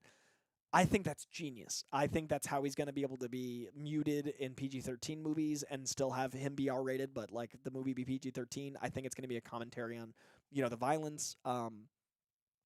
I think that other Avengers might just see him talking to no one. I think it's going to be me doing this over here, but if there wasn't a camera there, and they'd be like, what is going on? And I think that's going to be really fun. So I think people see him breaking the fourth wall, but they just see it as Wade being insane, which he is, which is why it's such a fun character to break the fourth wall. One of the things I wanted the She-Hulk show to do was, this is my headcanon, and it's not, this is not based off the story at all, but with Deadpool, he's insane. So when he breaks the fourth wall, that's some madness. I thought it'd be fun if, how Hulk, Bruce Banner has the other guy, there's a voice in his head, there's the other guy that's trying to steer the ship. She-Hulk could control it right away, right? So she immediately had control. There was no other guy. There was no other girl. There was no voice in her head. She-Hulk and her are one and the same. I thought it'd be fun if we were the other guy, right? We were in her mind, so when she broke the fourth wall, it was acknowledging us, the viewer. That was a She-Hulk voice was us, and I thought that'd be fun. But with Deadpool, you can just make him crazy. All right, we're gonna do a two-parter here from Sammy A. Loco. Thank you, Sammy A. Loco. We got, hey, Koi, I love you talking. I can't quite see the top there. I'm going to scroll up just there we go. Hey, Koi, I love your comic recommendations. Loved hearing you talk about the new F4 run. It definitely is my favorite run. By my favorite issues out of the current 17 so far are 3 and 7. That is tricky because I don't remember individual issues. I do remember, oh, fuck. I do remember the ones I loved were when they revealed why they were separate. There's also a really great one about time travel. I love there's an arc of them trapped in this town, and like the reveal of what the town actually is really great. So I'm not sure which number issues there were, but 3 and 7 are your favorite, which I love that you have your favorites going on there because I don't remember individual issues, but they're both exceptional. All right, that's part 1 of 2. We're going to go to your second one, Gamer MJ. When I went to the comic shop to grab Ultimate Spider-Man, the guy there said it was already selling for $50 on eBay. Have you been reading the new Daredevil run that began last year? It's really good, and Zdarsky done a Spider-Man run, which I intend to grab. Okay, a lot of great stuff, Gamer MJ. I was lucky enough to be day 1 at my local comic shop and had already pulled Ultimate Spider-Man. Remember, second prints and third prints are available. Get after this comic while you still can. Issue 2 is out on Wednesday, and I'm going to be there day 1. I'm actually going to probably find some new comic stores in Philly and pull it from a new shop and then have my one back here as a backup. I don't mind having 2 copies. I want to support a local comic store in Philly. So, very excited to pick up the next issue. It is selling for $50 because that thing sold out like crazy. The new Daredevil run, I'm not loving as much as the Zdarsky run. It leans a little too, like, the character's Catholic, but as someone who's atheist, I'm not as invested in, like, religious stuff. So, as much as I'm invested in Matt's religion, but I'm not invested in religion. So, it's not hitting me as hard. But I'm glad you're loving it. It's not my favorite run of Daredevil. And Chip Zdarsky's Spider-Man run is exceptional, man. I love Chip Zdarsky's Spider-Man. It's one of the best modern Spider-Man hard stop. His life story is great. His Peter Parker Spectacular run is exceptional. I got a lot of love for Chip Zdarsky. Everything he does, I really love. I'm such a fan of that guy. If you're of age and of maturity, check out his Sex Criminals. It's actually him on pencils. Matt Fraction wrote, and he illustrated this incredible run called Sex Criminals. But anything Zdarsky does is pretty great. All right, thank you very much for that, Gamer MJ.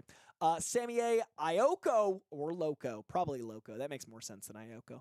I was wondering if you knew because it was left in the air, who remains... Okay, hold on. I was wondering if you knew because it was left in the air. Was he who remains the older version of Victor or an entire different Kang? I'm a bit confused what the hierarchy is in the MCU now. Do you have a TVA Watcher, Celestial, Eternity Gods? Is there a guide? Okay, I think I understand this question. He Who Remains is a version of Kang. It could be an older version of Victor because of the way they made it vague that that's how he was set up. Because Victor didn't die, but my personal interpretation is Victor Timely is someone that has a little bit more benevolence in them. So I personally didn't interpret that as him, but there is an element of the man at the end of time joking and stuttering and making fun of Victor. I saw that as him moving Victor around like a chess piece and putting him in the position he needed to be, not that he came from that. Personally, that's how I narratively took it. I personally see Victor Timely as a variant of Kang, just as He Who Remains is a variant of Kang, not that that's one long timeline of that variant, if that makes sense. Hierarchy of the different all-powerful characters. Personally, I see the Celestials above the Eternals in that hierarchy. I see the TVA as separate of that because they're more like time cops. Like they're more mortal, even though they're immortal. They feel more punchable. They're more down to earth. And then gods I see as above all of that. So like Zeus and those beings, but they're on another plane of reality, so I don't know if they'd even relate like in a power structure. It's not quite like the comics, it was always hard with those trading cards where it's like power level 10, power level 7, like, yeah, but like they wouldn't fight. So, I don't know if there's an actual like who's stronger, but I always see the gods as above everything than Celestials, than Eternals. I think that is what I would say. But yeah, so yeah, that's my jam. All right, we're gonna get to supers in a second, but I want to thank you so much. We're gonna be closing down the super chats in about 10 or 15 minutes, but thank you so much to everyone who's contributed so far. So much appreciated. I want to jump into the live chat real quick. If I jump into the live chat in a minute, and I'm very thirsty. This will give me a second. Let's see. We got Trouble Latrice in here. We got Celine. We got Yannick Van Dunsch. What do you think is going to be happening to Xiling? I don't know. That's the fun of where we are right now. Only YouTube channel that is worth it for me to guys. Oh, thank you. We try to be worth the clicks. I don't like clicks just being for click's sake. I try to make it like worth the entertainment. Oh, James Marsden's at your gym right now. We're gonna get to that in a second. That's very exciting. That's like, ooh, that's I love that guy. I've met him a couple times. He loves Cyclops so much. Like, he's so personally invested in Cyclops. It makes me so happy. Thank you to everyone in the live chat. I want to make sure you guys got some love as well. Let's get over to the super chats with Nash over here. Do you believe Marvel is hurting their own success by avoiding making the upcoming movies mature or R-rated? Deadpool's R-rated. They've relied heavily on humor in the past, but I feel like it's starting to lose its charm now. I think they're going more mature. I think Daredevil's going to be more mature. I think Deadpool is absolutely more mature. It's an immature mature, but it's got, mature themes and pegging. I don't know if I can say. Oh, I can't say that word on YouTube because they did. That proves I can say it on YouTube. They didn't take it down from the mouse. They can't take it down from me. Pegging. But it's obviously that is an R-rated commentary and an R-rated sexual situations. So I think they're going generally more mature. I think the Midnight Suns movie that's rumored is probably going to be rated R. I think Giacchino made a darker thing with Werewolf by Night, and I think he's a great pick for Midnight Suns. I think Midnight Suns has a lot of potential to be an R-rated Avengers. Like, if you do Moon Knight, Punisher, and all those like more street level but R-rated characters, that'd be awesome. I think Marvel is starting to diversify its tone a bit, which they need to, because 2008 was 16 years ago. Good God. The math today is killing me. 2008 was 16 years ago, so if you were born the year Iron Man came out, you can frickin' drive now. So you need to mature up a lot of it, because the people that have been here for the whole ride, like me and a lot of you guys, you want something like more mature. But I think you also need to remember that kids are getting into this stuff. Maybe not as much as millennials, but like, I think the millennial generation that discovered comics through these movies is going to be with you for the ride, so you need to do stuff for them too. But if they want to show their kids stuff, and if you want a new generation, you need to make stuff for young people too. So I think the comedy needs to shift, because comedy changes over time. I think, Iron Man comedy is very timeless and great, but I think a lot of comedies wouldn't get made now, not because of how sensitive we are, but because that's not the sense of humor we have right now. So I think comedy evolves, and I think that will as well in the MCU, because it has to. So I think you need to keep things PG-13, but also start small and also have some PG. I think you just need to diversify your type of content, which Marvel's good at doing. I hope that answers your question, Ash. Thank you very much. Much appreciated. All right. Our next one is going to be moving over to the other medium. Yay. Thanks for the shout out, Coy, and also Bucky from Virginia Beach. Yeah. Yannick is as old as Iron Man 1. That makes me feel ancient, Yannick. I was old enough. I was like working. Great reaction to my cousin Vinny. Thank you, Trey Porter, very much. I appreciate the love and the compliment. I had so much fun with that, because that's something that was like on TBS, and I think I'd seen 8 minutes of it. Like, I did not know what it was going to be, and it was such a funny thing to like experience a movie I loved so much. Like, it was such an enjoyable, this is classic for a reason. Like, this totally makes sense, and I loved it. Thank you very much for watching. If you guys haven't seen it yet, the last video on this very page is my reaction to my cousin Vinny, which I enjoyed. Headcanon Joe Pesci as 90s cast. Penguin would be delightful, and Marissa Tomei is such a Harley Quinn in that movie. I had such a, oh my God, loved my cousin Vinny. Also, Ralph Macchio's refusal to age is so inspiring. So we're in the home stretch of this. Get any super chats in, get any Streamlabs in as quick as you want, because we're going to wrap this out pretty soon. So we're going to be closing that in probably about 5 minutes. So now's the time if you got questions, and I will jump in the live chat again here in a minute. But thoughts on the breaking news: Henry Cavill has been offered the role of Captain Britain, and he has accepted it. Enrique, fact check me. I want to know if that's true. Big Matt is saying that Henry Cavill has been offered the role of Captain Britain. don't know if that's true, but I don't know if I'd want Henry Cavill in a role that is likely as small as Captain Britain. Like, Captain Britain's a big deal in some stories, but he's not, you know. I think Henry Cavill would be very fun as Doom. I don't love it quite as much as Christian Arloff, who's like the biggest proponent for it, but I think it's fun. I think it's cheeky. I like a cheeky casting. I also want. I think if Henry Cavill's going to join another cinematic universe, he should get like 3 or 4 movies because he didn't.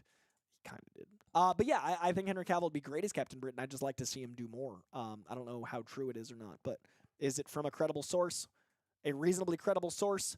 Nothing confirmed. Okay, so Big Matt, we'll see. We'll see. It's a Saturday. I didn't think there'd be breaking news, but we'll see. Once we know a thing, unless you're with Henry, if you're with Henry, tell him to blink twice if it's true, and also that I love him and he's very handsome, and I cannot wait for the Ministry of Ungentlemanly Warfare, and his mustache looks exemplary. Thank you. Okay, over to our next question. Thank you, Big Matt, for the contribution and also the potential breaking news. We're going to be diving into a huge, momentous, enormous, appreciated super. Look at that! Look at that number. That is just kindness and sweetness and so appreciated. Thank you very, very much. Yuvu Lil Tart. Yuva Lil Tart. Yuvu Litart. I don't know what that name is, but I appreciate it so very much. Thank you, thank you, thank you. Okay. Coy. What can you say about X-Men 97 changes? Gambit is my favorite ever, but now the original voice actor not doing it. Instead, he's doing the Cable voice, then Morph. Then they disfigured Rhodes figured they shopped her assets. This is a funny question. Okay. Gambit, I think maybe his voice just aged. Like, I as we get older, our voices change quite a bit, and I think maybe they just wanted a different, more youthful Gambit, and then they kept him and brought him over to Cable. I think that's a great way to honor a voice actor from a classic, and Cable's going to sound way more gruff, so maybe his voice changed, and they wanted to keep him on the payroll and like honor him and move him over there. So I think that's personally a great way to do it. That's a great way to honor a voice actor. Let's see. Instead of doing his Cable voice, then Morph. I'm glad Morph's back. I'm excited about Morph being back. I think that I think the non-binary thing is so ridiculous to have a problem with. I don't understand. It's literally, the X-Men are a commentary on people that feel oppressed, and if there's ever a character that makes sense to be non-binary, it's Morph. Like, it's such a beautiful way to honor a lot of people. Like, if you're non-binary and you've never had a mainstream character, like, now you do, and that's dope. I think it's fantastic. I also, Morph was invented in the X-Men to be a character that is an emotional through line, so there's stakes for the X-Men. Like, Morph dies in the first episode. Morph's a character that was invented for kind of cannon fodder, and now they've made Morph important. So I think it's great. I think now Morph has a purpose, and now Morph isn't just like invented to die. Now Morph is a thing for a lot of people that didn't have a character that they identified with. There's 100,000 comic characters, and there's a lot of straight ones, and there's a lot of gay ones, and there's a lot of lesbian ones, and I'm sure there's asexual ones, and now there's a non-binary one. That way, when someone is one of those things, they're like, oh, that's like me. The excitement I got when Barry Keoghan was actually Irish in Eternals was amazing for me, because I've got family that sound like him, and I felt seen. So now someone that's non-binary feels seen. So I think it's dope. And the only thing, I'm here with you, because I think the Gambit thing's fine, and I think the Morph thing's great. They did get rid of that booty, and that's not acceptable. So I'm with you. They did take her assets. And Rogue, the point of Rogue is that she's such a figure that's trapped in her sexuality, and you know, one of the ways they visualized that was dat booty. And I think it's funny it's become such a big deal, but also, like, they did get rid of that booty, and frankly, Rogue, get those squats, get back in the gym. Frankly, we need it as people that love Rogue. But to be serious though, like, the sexuality of characters is, I think, important, and I know people think that, like, blah blah blah is for kids, and kids shouldn't know what sex is, but it's okay if they know what beheadings are and violence. So I think it's an odd thing that we remove. It's such a pervert character, like, that she can't touch people, and she has that, you know, drive, and she can't, and that's what makes her part of what makes her so driven and compelling. So it is weird to, of all the booties to get rid of, it's a weird booty to erase. Bring that butt back, because it actually is part of her character. Caleb Richardson. All right. Thank you very much for that question, and thank you so much for that very, very kind super chat. Much appreciated. Howdy, Coy. Hope all is well. Thoughts on the theory that the X-Men universe at the end of the Marvels is the 90s X-Men and the X-Men 97 is backstory? You know what? I joked, and I joked, but there was some truth in the joke. Beast looks like a fucking cartoon. He's animated. Like, I get that it's CGI, and I hate it. Like, I love that he looks comic accurate, but not at the cost of him looking like a cartoon. Like, see, I personally struggle with people being like, he looks great, it's just like photo accurate.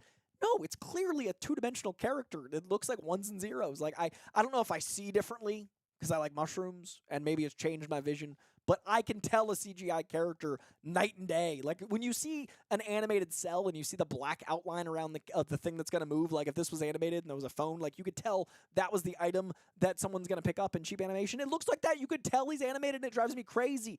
I would love if the end of the Marvels ties into the X-Men, because then it at least validates why Kelsey Grammer's suddenly 2D.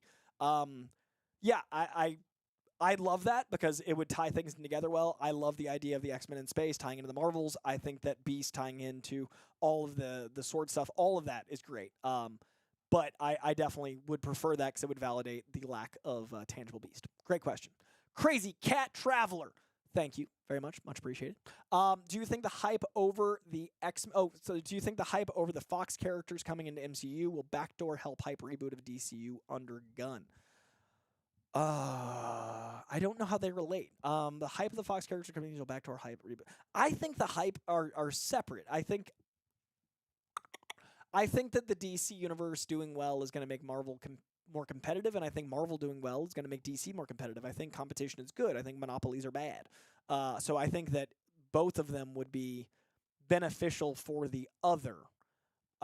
So yeah, in that way, I think the DCU will hype up the Fox characters, and I do think that Deadpool is going to drive stuff to the DCU, because I think that people are like, comic book movies. But if comic book movies start being celebrated again instead of like hated, then it's better for everybody. So like, Spider-Verse is so loved, and that wasn't a conversation as soon as one of the ones everyone hated came out. Guardians of the Galaxy almost made $1 billion as soon as the Marvels came out. People weren't talking about it. So I think they need to rising tide lift all boats. So I think that the Fox stuff will help the DCU, but not directly. It'll just be generally like, yay, we're excited about comic book movies again, if that makes sense. But I think they're both going to be a very important new driving force in movies.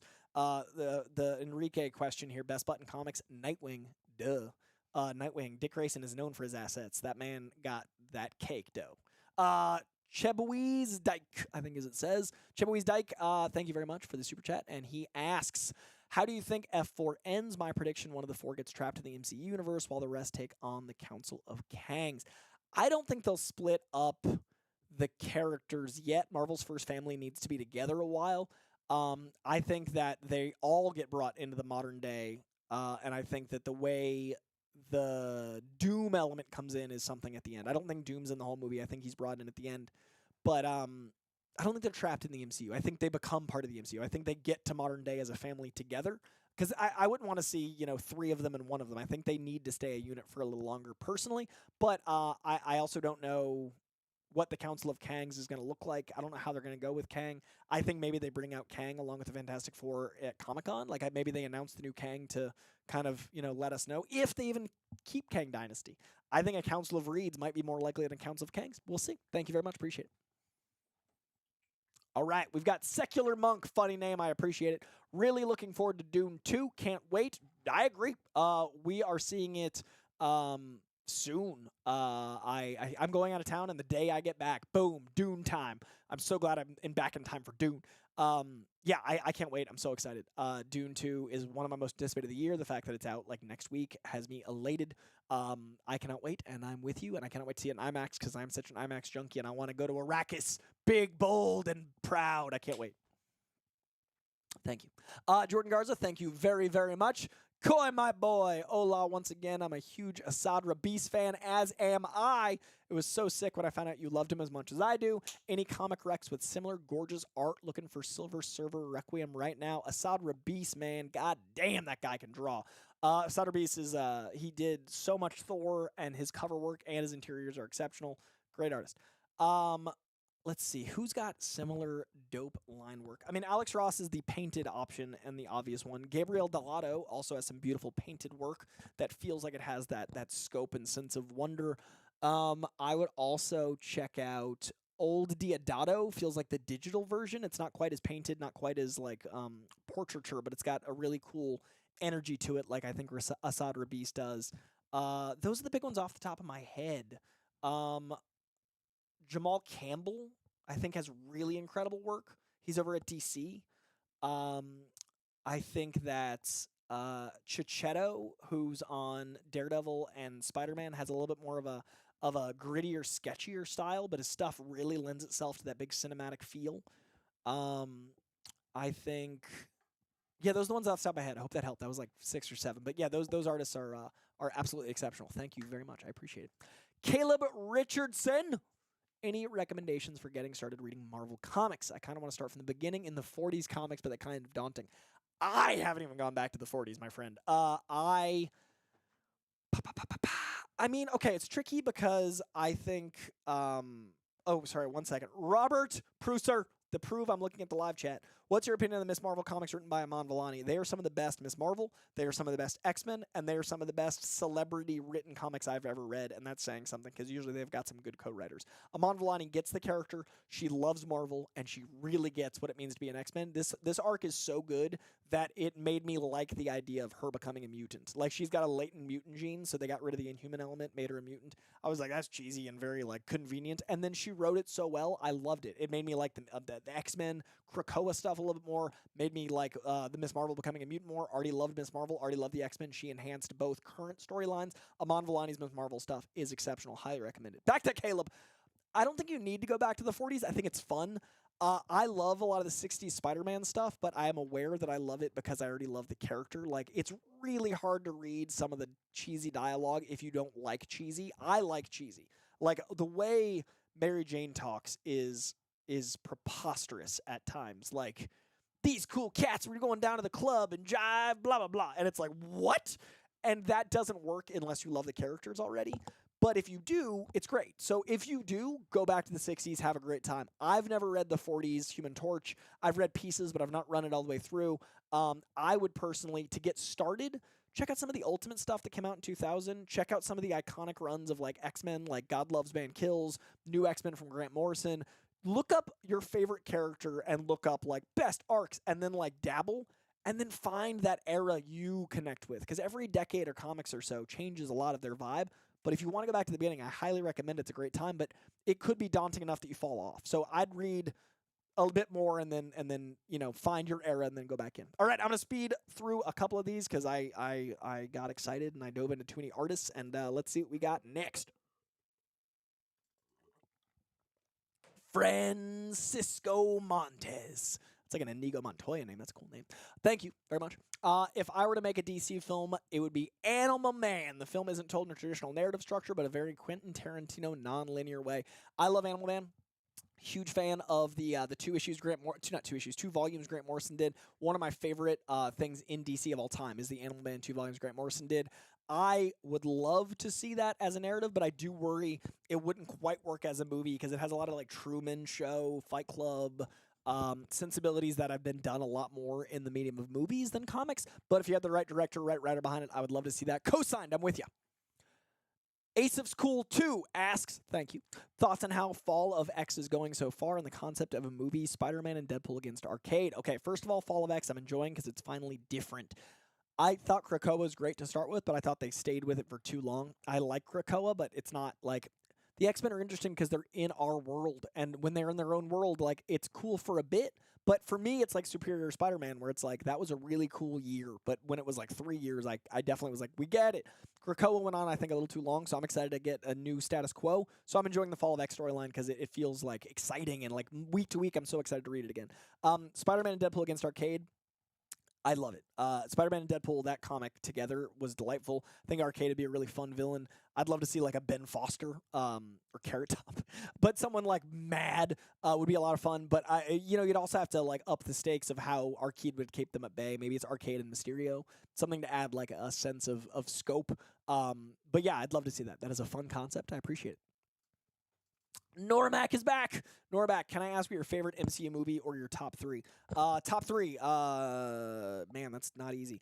No Way Home, Winter Soldier, and then three would rotate between Infinity War, Iron Man, Guardians 3, Morbius, and Madam Web.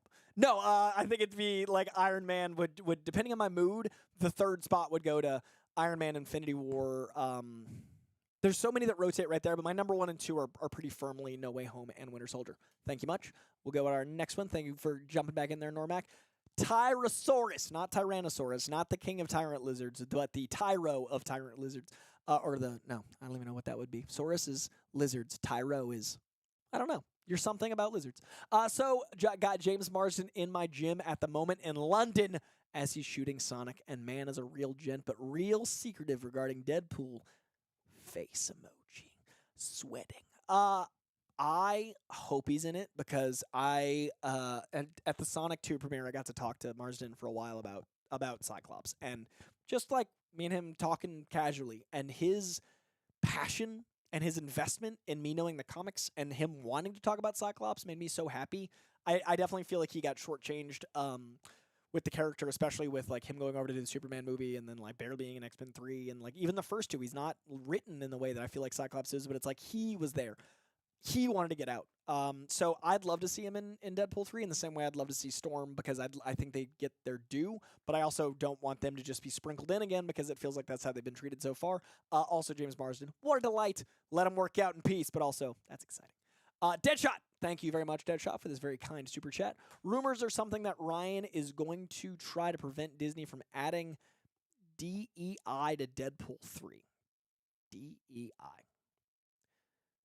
Donkeys, elephants, and iguanas. What is DEI? I don't know how true that is, but one thing that was said about Wolverine fighting gender swap mutants, any thoughts? I have no idea what DEI is. Okay, rumors are something that Ryan is trying to prevent Disney from adding DEI to Deadpool 3. I don't know how true that is, but one thing that was said about Wolverine fighting gender swapped mutants, any thoughts?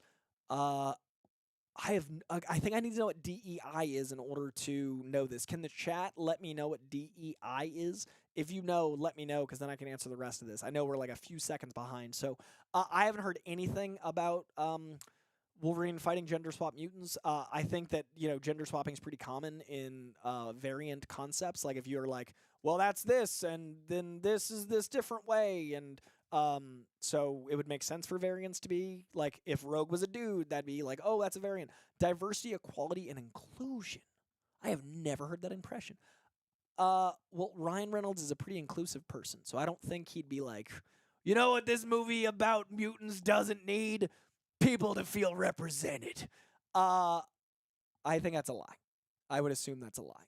I don't imagine Ryan, who cares about Deadpool and cares about people, would do something that would be so prohibitive and bigoted. So yeah, I think it's a lie, personally. And I think it'd be weird to have that rule in my, like, I'm not gonna let this happen in my movie. Doesn't seem like Ryan, and it definitely seems like a rumor someone would want to spread on a certain set of YouTube channels that base their shit on clicks. All right, next, MC No Light. Thank you very much. With Pedro being older, what do you think the plan for F4 is beyond Secret Wars? I thought they'd cast younger if they wanted them around for a longer time. Do you think their ages are irrelevant? Well, it's Marvel's first family, so I think them being older makes more sense. I think it's nice to have people that aren't all in their like 30s. So yeah, I think it's going to be like a family, and I think that's what the team represents. And I think now you can bring in like Franklin, and you can have like different levels of their parents at times, and that's really special. We don't have a lot of that, and that does tie into where Marvel's going, like Thor's a parent and stuff. But I think it's going to feel more like a family than a person we've been with for 10 years having a kid. Like, when you meet someone as a family in life, it feels different than one of your friends having a kid. I think that's how Fantastic Four is going to feel because of their age. I don't think we're going to really worry about them aging out because a lot of their fights and stuff are going to be CGI. He's a stretchy guy and she's an invisible girl. It's like the power set goes to Joseph Quinn, who's a young whippersnapper. So I feel like we're in a good way. I do think that, Pedro got injured doing stunts already as we saw him in a sling, but I'm not really worried about that. I'm still on this DEI thing because like Ryan Reynolds literally has like the dude has got pegging in his movie, and like if there's anyone that is inclusive and is like we got to make sure we appeal to all people, it's Ryan Reynolds. Like that's such a weird, I don't know, Fox News dumb shitty concept. But it came from Deadshot, who I think is like generally a smart. I wonder what his source was because Deadshot doesn't seem like the person that would be like, this conservative talking point's got to be true. Deadshot. Watch where you're getting your news. That's dumb. Rumors they wanted Deadpool and Wolverine in KD and also SW. Think they will tone them down or risk doing their first R-rated Avengers. I think that, thank you again for the contribution, the next super chat. I think that Deadpool and Wolverine are likely to appear in Secret Wars. I don't know if they'll come in as soon as Kang Dynasty. It does seem like a rumor that would come from someone talking in a bar, like, I hear Kevin Feige wants Wolverine and Spider-Man. Oh, I hear Wolverine and Deadpool. Oh, these characters that are popular, they want them to appear in other things. It seems very much like kids hanging out in a playground talking more than it seems like a real rumor. But I think Secret Wars makes sense narratively, and that's how you'd use them. I don't think they're going to do an R-rated Avengers, personally. I think they might do, the fourth wall muting that would allow Deadpool. But I think it's going to be a PG-13 Kang Dynasty and Secret Wars. James Jennings is X-Men 97 going to link into live action. I think it'd be fun. I don't know if that's going to be how the yellow costume of Wolverine comes to be. I do think that Hugh Jackman is playing a different Wolverine than the Logan we got in Logan, but I don't know if he's going to be playing the X-Men 97 Wolverine because he's not voicing him. I don't know how that's going to work, but it'd be funny. But it also kind of like limits the narrative a little bit, and I think it'd be kind of hard to not feel like things were Who Framed Roger Rabbit in the transition, so I don't know how that's going to go. Forest Ranger, thank you very much. If you could pitch any Marvel hero to film, who and what would it be? Marvel hero. They've done so many I love. I want a Ben Reilly thing, man. I know that's kind of a cop-out because Spider-Man, but I think Ben Reilly's got his own fascinating story, and I love the character. I would love to see... so all the ones I'm thinking of are DC, like Plastic Man, Animal Man, Mr. Miracle. Who else at Marvel? They've done so many. Like, they've done a lot of my favorites. I think Silver Surfer is a great character to get a solo thing that we haven't seen yet. Yeah, they've done a lot of my favorites. No one's jumping off the top of my head, but I've also been doing this 2 hours, so I'm sure as soon as we wrap, I'm going to be like, that person! But off the top of my head, I'll try to think about it. Deadshot is back! Do you think we could ever get an R-rated Avengers? I personally don't think so. I think that the property is meant to be a very inclusive to all ages team. Like, it's supposed to be, you build these PG-13 movies up, it'd be weird to have them suddenly go R-rated, even though, like I said at the top, like 16 years ago was Iron Man. It's still an action franchise that feels like it could be PG-13. What I think it could be is Midnight Suns. I think Midnight Suns is your R-rated Avengers because those are more R-rated characters. So I think it makes more sense to let those characters be more narratively R-rated than just doing it for no reason. But yeah, that's what I would do personally. Bill Turby says, I think Koi's Comic Corner should be done regularly in 10-minute videos about specific and relatively narrow topics with a quarterly live Koi's Comic Corner where we discuss and pick topics in the next batch of 10-minute Koi's Comic Corners. We were doing a lot more smaller ones, but then the news, like people weren't clicking on news-based stuff. Like it just wasn't working. So if you guys want more of these, like this video, comment on this video. If you want me to make a comic corner about a certain topic, leave a comment below. Like I want to do them, and I'm down to do 10-minute ones, but they need to be like utilized. So like you guys have been great here. Like the chat. Like what numbers we had? Is there like a live we could see? Like as I know it's been like moving, the chat's been grooving, so clearly this has got some draw. So if you guys want more of these, by all means, please let me know, and we will make more of these. All right, we got our final 4 Fantastic Four episode. Let's get it. Geek Ledger. Love the name. I'm currently rewatching the Lord of the Rings extended editions and seeing Ian McKellen as Gandalf, and it just clicked that he was filming those movies around the same time as the original X-Men trilogy. If you could cast any Lord of the Rings actor in the MCU, who would it be? Oh, that's fun. Okay, Lord of the Rings actors that aren't already in there. We haven't used Orlando Bloom, who's so pretty. Who would that pretty boy be? I'm trying to think of like Gran Turismo Orlando Bloom. John Rhys-Davies is Gimli. We've had Red Skull, obviously, is in there already. Hugo Weaving's in there. Liv Tyler's already in there. We've got some Lord of the Rings folk already in there. You know, I'd love to see the great Frodo Baggins himself as Arcade. We mentioned Arcade earlier. I think it'd be really fun to have. Plus, I just love that dude. That'd be fun. I want like a small, slight fellow as Arcade because I think that'd be a lot of his like ego and Napoleon complex. So let's have Frodo in there. Will the Thrill, big ol' Streamlab. Thank you very much, Will the Thrill. Much appreciated. I'm glad that they brought back Karen Page and Foggy Nelson. What's your expectations for Daredevil Born Again? I have some bias because my boys are making it, and I love Justin and Aaron, but I think they've earned my bias beyond friendship. They made Loki, which I think is the best. The Loki finale, I think, is the best hour of MCU content. I'm expecting a street-level vigilante dark retelling that is a blend of Marvel and the Netflix era of Marvel. I think it's going to be like a bridge between the two. I think it's going to be dark. I think it's going to be a law-driven. I know they're really great at dialogue. I think that there's so much passion from Charlie Cox and Vincent D'Onofrio that it's going to shine. Like, they've been lobbying for these roles back, and I don't think they're taking that lightly. And I also think that's why the original version was canceled, because those guys want this. So if it's not going to be great, it's got to be great. Thank you, Aisha. 455 likes. Let's get those rookie numbers up. But I think the team behind it's exceptional. I think Marvel knows how important it is. I think it's going to be a great bridge between the Netflix era and the modern era. I think that the Netflix show is my favorite running show. Like the seasons 1 through 3 of Daredevil are some of my favorite superhero adaptations ever. Punisher is also amazing in season 1, Jessica Jones, etc. So I think it's going to be a beautiful reset. I think we're going to be in a really good spot. Nash, thank you for the question. Thank you for that very kind Streamlab. Much appreciated. I'm very excited for it. Like it's my most anticipated thing, I think, of the things that are announced after Deadpool 3. Because Spider-Man 4 is like not firmed up enough, so I don't feel like I really know what that is. But of the things announced, I think Daredevil's my most anticipated. Nash, with the DC reset, do you think there is any hope for them to rise from the ashes of self-destruction and ever get on the level of Marvel? Because I love some DCEU characters, but good God, it's like they just not want to be great. Nash, I think that DC is in a better spot than they've ever been.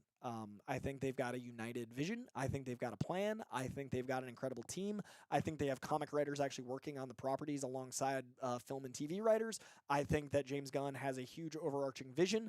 I think that James Gunn has directed and written some of the best superhero films ever made, and now he's being responsible for the biggest launching point. Like, if you think about it, Iron Man was a B or C list character with a guy just out of rehab on a film that was being written as they were filming, and it turned into one of the greatest movies we have.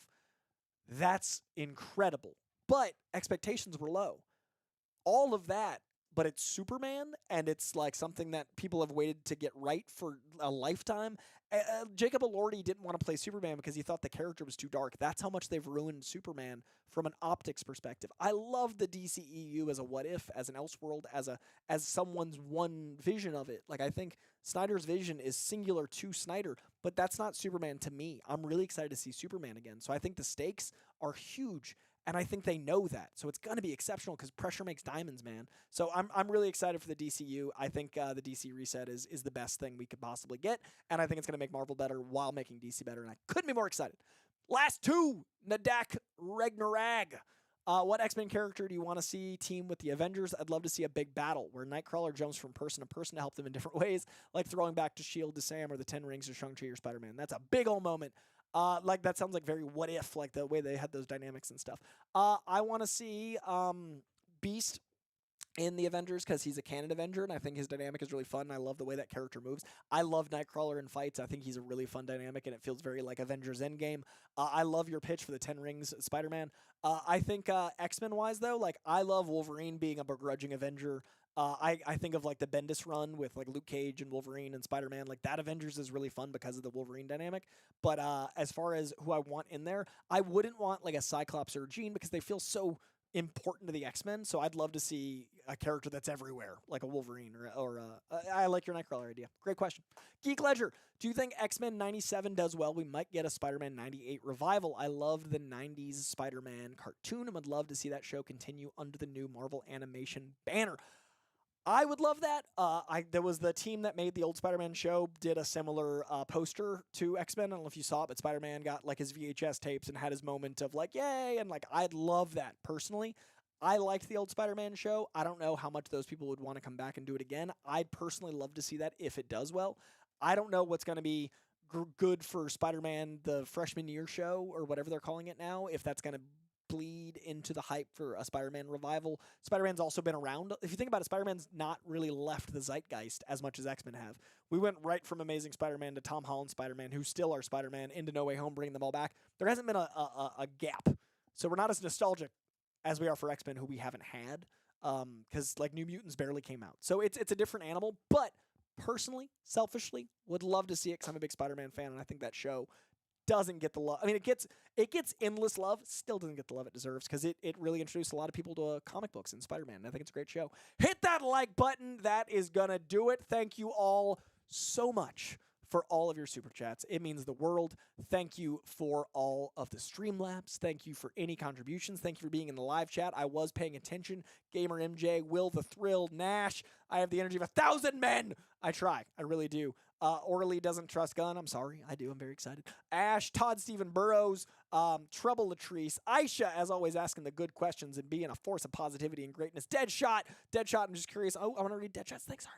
I'm just curious if you heard the rumors. I don't think it's true because he is an LGBTQ kid. Okay, so remember, I was like, Deadshot's smarter than that. Deadshot coming in here in the live chat, proving he's smarter than that. He was asking out of concern, not of belief. Asking out of concern makes sense. Asking because you believe it's another thing. Deadshot, you've renewed my faith in humanity. I appreciate you. The Nerdy Wave.